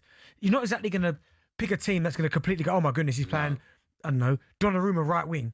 No. You have a rough idea. Yeah, of course you do. Of what they've been planning all season. What do you think, if they're found guilty, what do you think should happen to a club in that scenario? I mean, if you want to give them a little fine, just give them a little fine, but come on. Like it's... Yeah, I agree with that. Do you know what I mean? The only thing I would say where maybe they've got a point is that with injuries. So if Morgan Whittaker, for instance, tomorrow is going to be key for Middlesbrough. Yeah. If he doesn't train and they're spying and he's not there a week, someone might go, I don't think... Because for better players, you might prepare differently a little bit. Okay. So if he's not there and you go, do you know what? Morgan Whittaker ain't trained all week. Why are you talking like a spy? Because I've done it before. That they talk. Yeah. Do you know what I mean? Like maybe there's an element to it. Okay, well, if that is the case, and they gain a huge advantage from it, and they take advantage of that advantage, yeah, and they get through, a fine, is that enough? They'll be playing football in the Premier League, mate. Yeah, it's fine. Yeah, come on. It's just that is absolutely fine. Yeah, we're just looking for little things that just look at the integrity of the game. What advantage that gives you? Just give him a big old fine. Yeah. How much? I don't know. I think when Leeds got in trouble, it was like 200 grand. Yeah, right? Yeah, a bit more than that. Inflation. Yeah. Remember that? 2 million. That season there, though, but Derby went through. They beat Leeds in the semis. I remember that. Oh, in the 2 games that Derby played Leeds that season, yeah, Derby won one half of football. So Leeds beat them, I think 4. It might have been at Pride Park. I can't remember the score at Ellen Road, but in the playoff, second leg, Derby won the second half. Jack Marriott scored, I think, 2, and Mason Mount. Was that right at the very end? Right at the very end. I do remember that. Derby went through. I do remember that. Yeah. Yeah. Frank Lampard was in charge of him, right? Yeah, correct. Yeah, I do remember that. Okay. That was all thanks to our friends at McDonald's. Ben's EFL Corner on talkSPORT with McDonald's. Got big McDonald's hunger? Order delivery on the McDonald's app today. From 11 a.m, 18 plus. Fees apply to delivery orders. Subject to availability. Price may vary. Still to come, we'll have team news ahead of a busy night of Premier League and Championship playoff football. First, it's time for the last no Googling of the day. We want to know who was the first player to score 5 goals in a Premier League game. I think we all know that. Who was the first player to score 5 goals in a Premier League game? The goal. Yes, right, yeah. I'll give it away. Okay, I'll give you extra points if you tell me who it was against. Yeah, no, we don't care who it was against. What year and what month? I know it was against. All right. The answer to that, Tonkin against Ipswich and more coming up live and drive talks. And the draw for the 9-ball UK Championships right after this.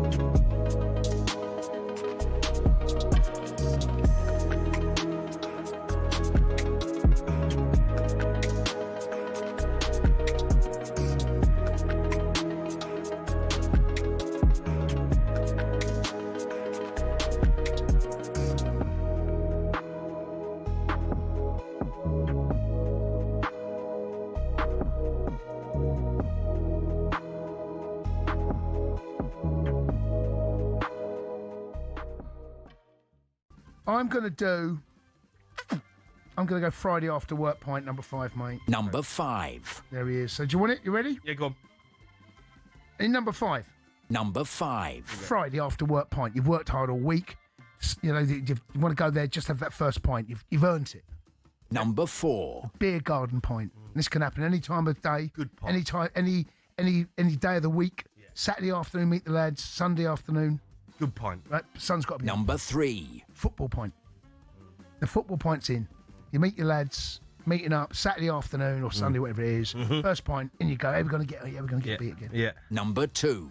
The holiday point. Mr. O'Hara wants that one. Yes. When you get there, you've done the journey. You've gone through everything you need to do. Passport, security checks, the journey. You get out, you smell, you feel a bit grubby. Don't care. You get on the, wherever you get to then you get to your destination. Bags get dropped. Sit there.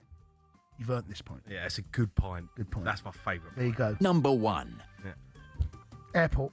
It's the only one, mate. Airport point. It's the only one. You're there. It doesn't matter what time. Not with lads. No. Doesn't matter who you're with. If you're with me, 5 o'clock in the morning, 4 o'clock in the morning, 3, whatever it is, that's the point. Do you know what's disappointing in this whole, ranking that we've done? Have I missed something? Yeah, well, your missus. There's not one pint that involves your missus.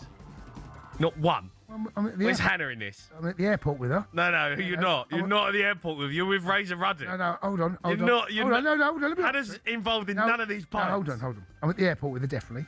I'm definitely with a holiday point. I'm definitely with football. I'm definitely not. IFAB will look into grappling during corners after the World Cup. Yesterday's controversial VAR call has split the football world in two. Former Premier League ref Graham Scott gave us his verdict. My preference in the moment was for the goal to stand, but I actually think it is the correct decision because it is a foul. And therefore, probably, when I've had a bit more time to think about it, we'll probably say, yeah, fair enough, it is an intervention. For Arsenal, none of this matters. They're 2 games away from a first Premier League title in 22 years. But a man who won that title, Martin Keown, says it ain't done yet. Look at Man City, what we're dealing with. And it creating an energy. Will Pep be there? Won't he be there? Bernardo Silva hanging up his boots to go somewhere else. There's a drive and an energy to get to the finishing line. You're up against Pep here. Let's not discount that. You have to earn this. Meanwhile, London's Metropolitan Police says 4 people were arrested, 2 of which for assault, after which we understand a steward had their arm broken. Spurs can open up a 4-point gap to West Ham tonight if they beat already safe Leeds live and exclusively on talkSPORT. Elsewhere, reports coming out of Spain suggest that Jose Mourinho is close to a sensational Real Madrid return.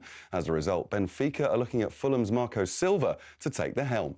In the WSL, Arsenal have confirmed Beth Mead will leave at the end of the season, having made 263 appearances. Laia Codina and Victoria Pelova will also leave the club. And Frank Warren says Saturday night in Manchester was maybe one of the best boxing events he's ever put on. The main event was just unbelievable. Unbelievable fight. 2 absolute warriors who gritted their teeth and gave everything. And the place was rammed out. It was sold out. And everybody there, they were just enthralled by it. But there's a bit of blowback for how long Fabio Wardley fought on. Jim White's exclusively spoken to Daniel Dubois' father, who says there's no way he would have allowed the fight to carry on if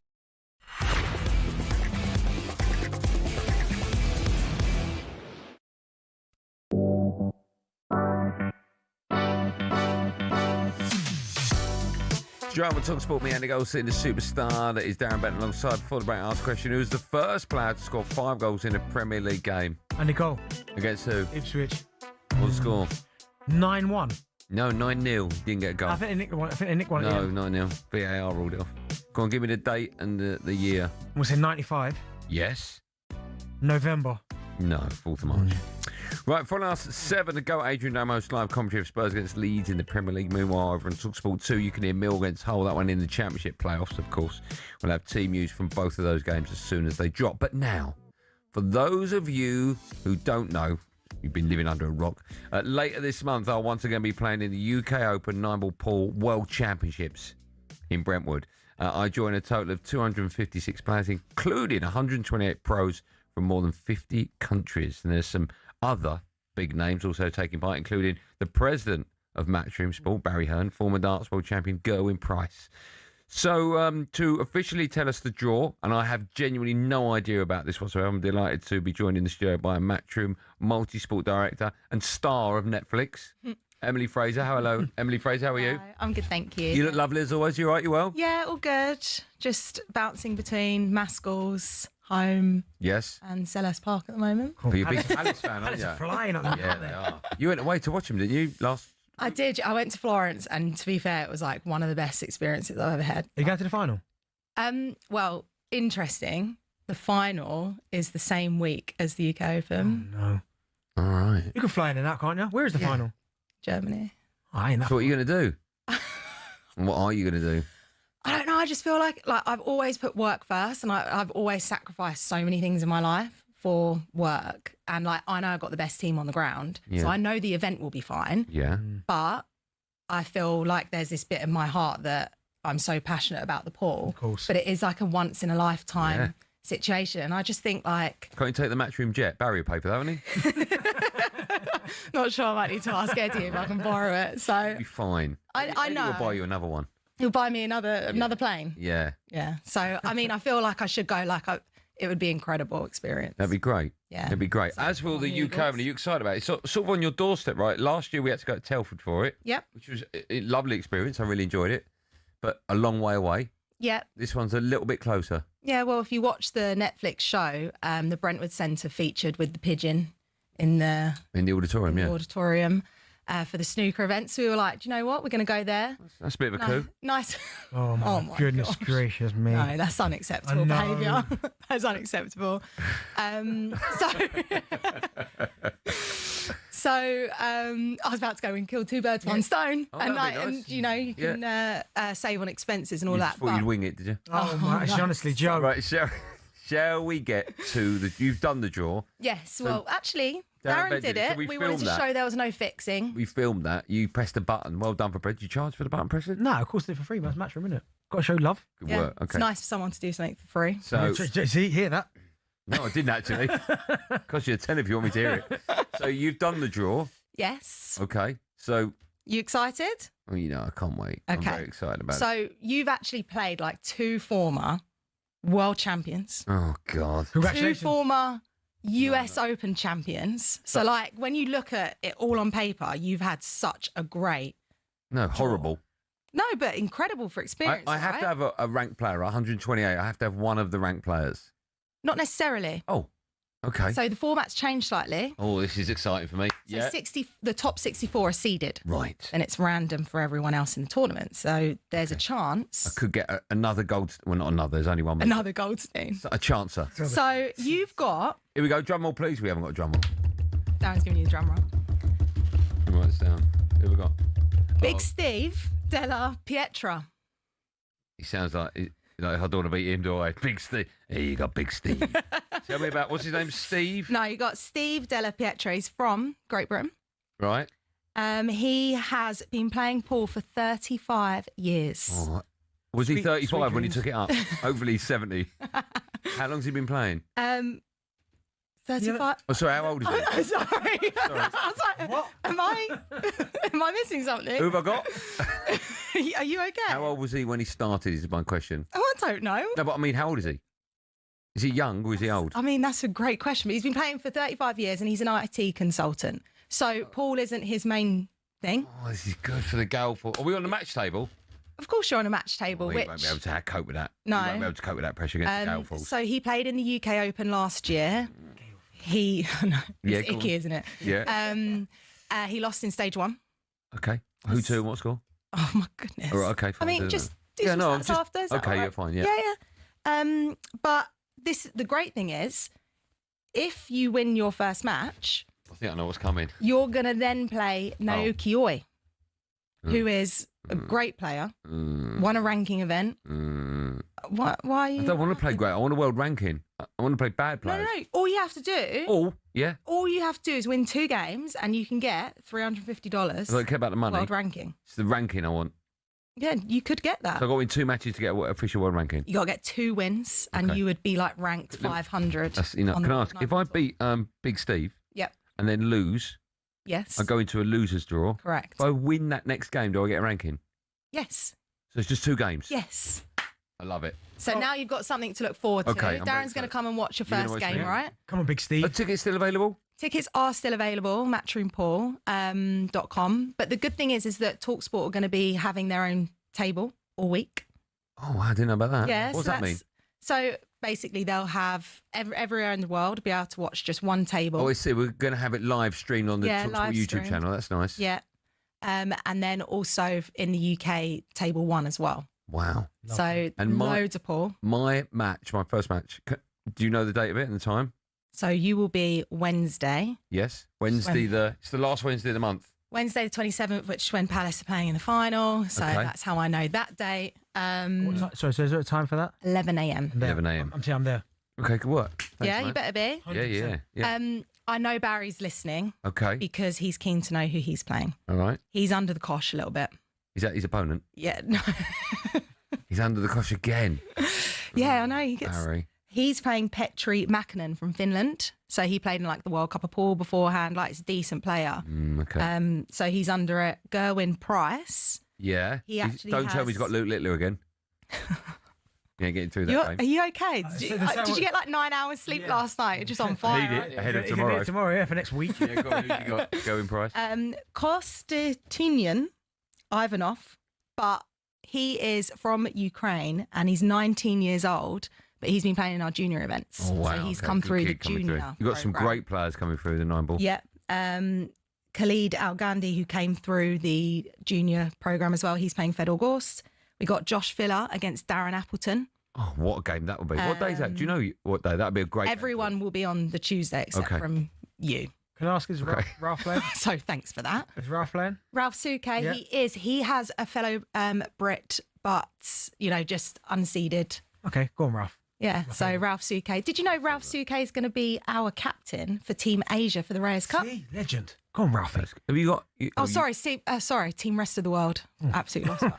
Too much is happening at the moment. Have you got your non-playing celebrity captains for the Mosconi yet? No, they're... So... That's what I want to okay, say. that's what you're I just put my name for it. We bought Johan back, right? I know, I saw that. Yeah. What do you think about that? I love Johan. I think he's great. And his record with Team Europe's unbelievable. Right? He's for Team US. No, I know that. I know. Okay. But I'm just saying it's great to have him back because he's got an unbelievable record in. Yes. I think, was he unbeaten as European captain? He was mine. He was in charge of Europe when I was doing all the stuff for Sky Sports. To be honest, that was like 50, 60 years ago, so before my time. Love that. Absolutely love that, Emily. Love it. Thanks, Emily. So sorry, I love you, really. Right, before we let you leave and get you thrown out, Yep. can you just remind people, A, where they can get tickets for the Wednesday? I mean, you can get tickets for other days of the week, but just the Wednesday's the big one. Yep. So go to... I can't do it. No, I'm just being honest, right? No. People know more about me than Fed, of course.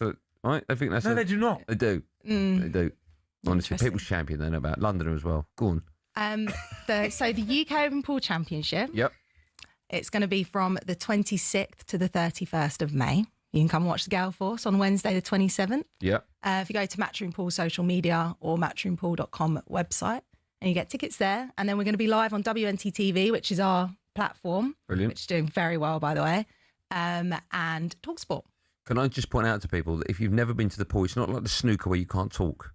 It's a little bit like the outside courts at Wimbledon, so you can walk around all the tables, whatever table you want. You don't have to have a ticket for a table. You walk around and you can have a packet of crisps, you can have a beer, they've got soft drinks, and you can just have fun with your mates. And there's music playing all the time. It is an unbelievable afternoon and morning. Someone made a really good point, though. talkSPORT will be at the UK Pool Tournament a whole week longer than the Gale Force. We'll even put a paddle tournament on for you. Oh, thank you. No. By the way, world champion, aren't you? Yeah, like forget, a it's world not champ, about by him. the way. It's not about him. Aren't you like a world champ? Yeah, whatever. But no, I'm going to be there. I'm looking forward to watching this. Can you give a shout out to my opponent one more time in case he's listening? Whom I've got, Big Steve from Great Britain. Okay. I hope he smashes up the Gale Force. I love that. No bias here. I love that. Don't blink 2. Thanks for coming in, Emily. Thank you. We'll see you soon. Go get your tickets. They're selling quick. Right, time now for this. Get the nod on talkSPORT with Giacomo. Style and brands for every man. Can't wait for that. It's going to be amazing. Right, time now to look back at the Premier League and who we think deserves more recognition with Giacomo. This could be someone who perhaps didn't get the man of the match, but someone we think deserves a shout out for their performance over the weekend. I'm going to go for Lamins, the Man United goalkeeper. Oh, my goodness. Well, I'll tell you why. We're coming to the end of the season. Everyone was desperate for Man United to get big names in. He came in. It was like, why haven't we gone for Donnarumma? I think he's been outstanding. Made some good saves against Sunderland. 4 biggies. He faces an XG of 1.81, which means he prevented 1.81 goals in the game. No, I haven't finished yet, no. and I don't know what that means. No, you're not going to talk about XG when you hate it. Okay. And what have you gone for? Do you know what I've gone for? I've gone for someone who has got 11 Premier League goals this season, Jean-Philippe Mateta. obviously had that big controversy with the Palace wanting to leave. Yeah. Same as the manager. Since he's come back there, oh my goodness, he can't stop scoring. But he just gives him a whole different feel to him, and I really like. The fella that tucked his shirt in, started scoring goals. And I'm devastated. He scored the second one in the 2-2 at the weekend. Yeah. Didn't do the celebration. I know, I saw that. And I was waiting for, where's the whole... I know, you love, that's your favourite celebration. 100%. But yeah, big John Philip Mateta. Good work. That was all thanks to our friends at Giacomo. Get the nod on Talk Sport with Giacomo. Style and brands for every man. Right, when we come back, we'll have the end of show quiz, but more importantly, we've got two big matches coming your way. We've got Mill against Hull. We've got Spurs against Leeds in the Premier League. That one is live on TalkSport. The other, the playoff match, is live on TalkSport too. When we come back, team news ahead of a busy night of football.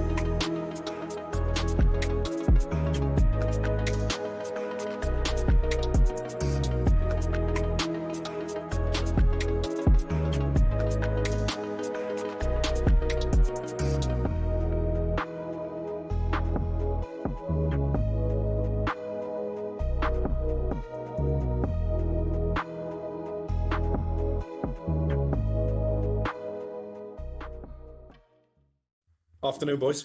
So, yeah, as we said earlier on to Andy Brassel, it looks like it was moving on a pace, the Jose to Madrid train. So, where are we at?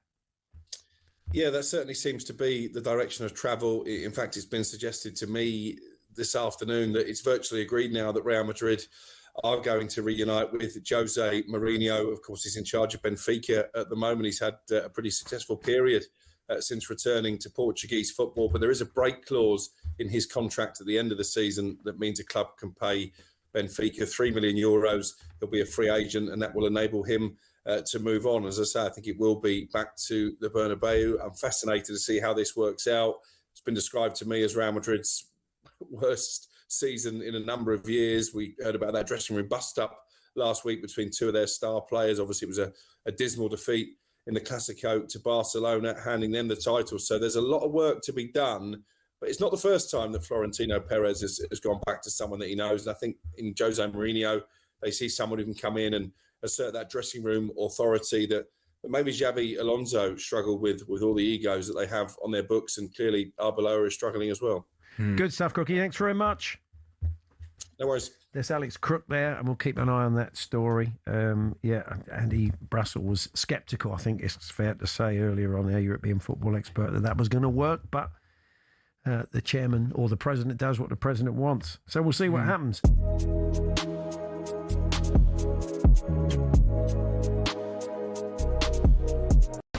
Get ready to get that winning feeling with talkSPORT Win, because we're giving one lucky listener the chance to win a massive £25,000. Oh my God. Go to talksport.com/win to enter now, and you could win 25 grand in your hand, tax free. Oh, that's incredible. Get that winning feeling courtesy of talkSPORT Win. Thank you very much. Find out how to enter now at talksport.com/win.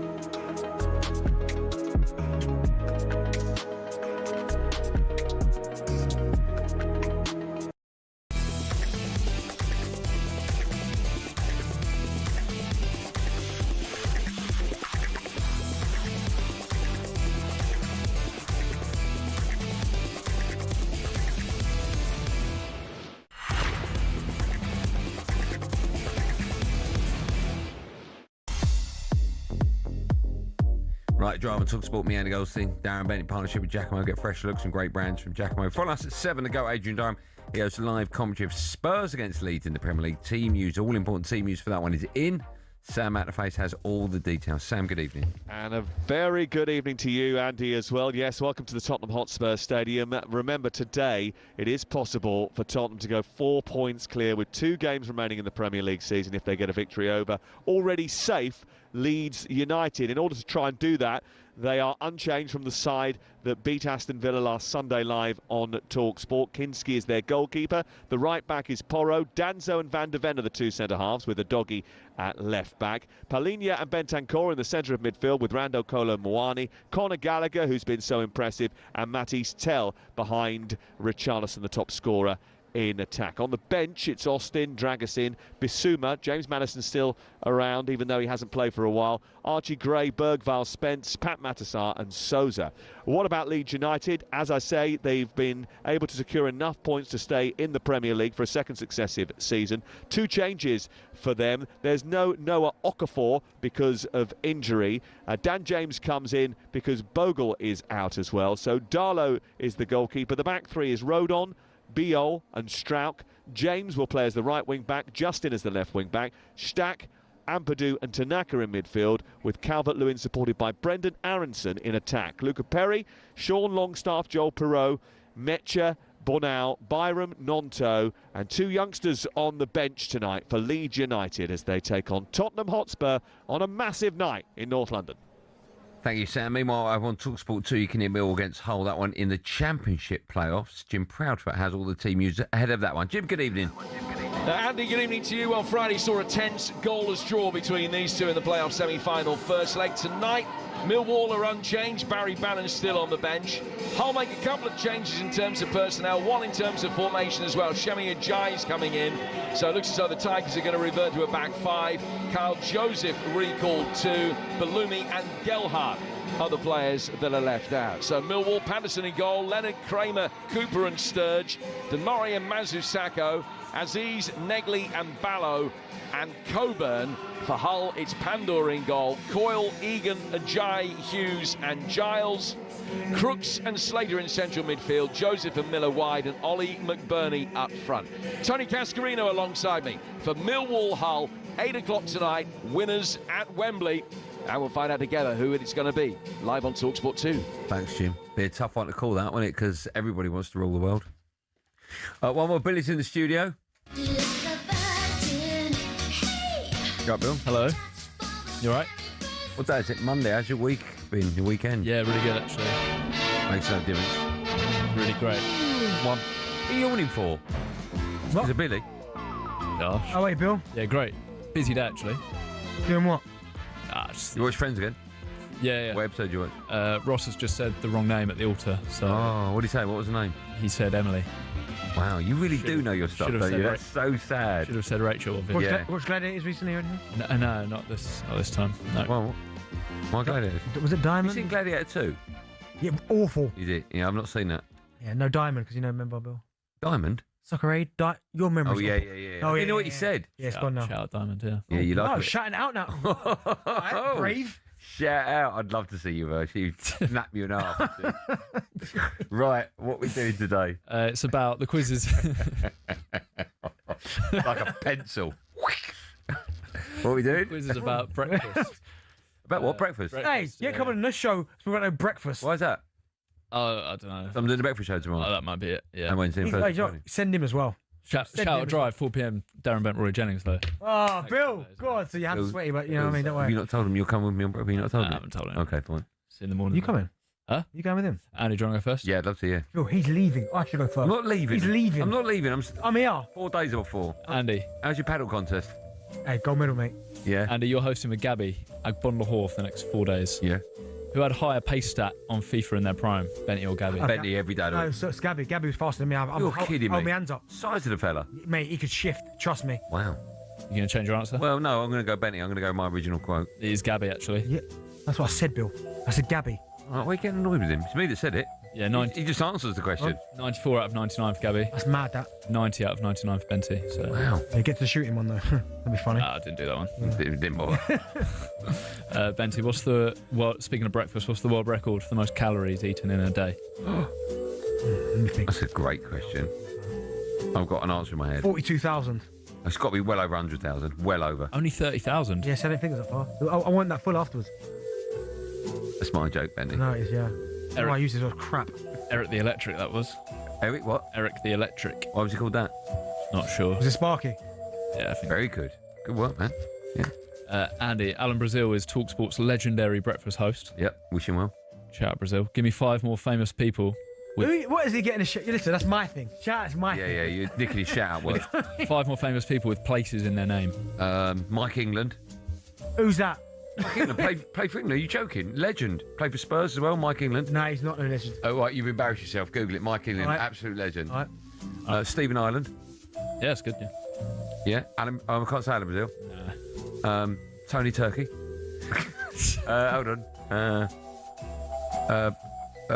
Leon Britton. What? Yeah, he's a politician. Spelled differently, but... Yeah, but still same. Nah, it's not. Jason Scotland. Yeah. Hold on. Don't have to do that. He is one, isn't he? Jason Scotland is one. Yeah. Okay, what nationality was he then? English. No, he wasn't. No, Trinidad and Tobago, I was joking. Who's Alex? Stop telling he me. didn't tell me. I swear to God, he didn't tell me. And the last one, a country. Jason, he played for Ipswich. Doesn't have to be a country. Madonna's last name is Argentina. Is it? Yeah. Madonna, Argentina. Oh, come on. Really? Paris Hilton. Oh, yeah. Orlando Bloom. Benty.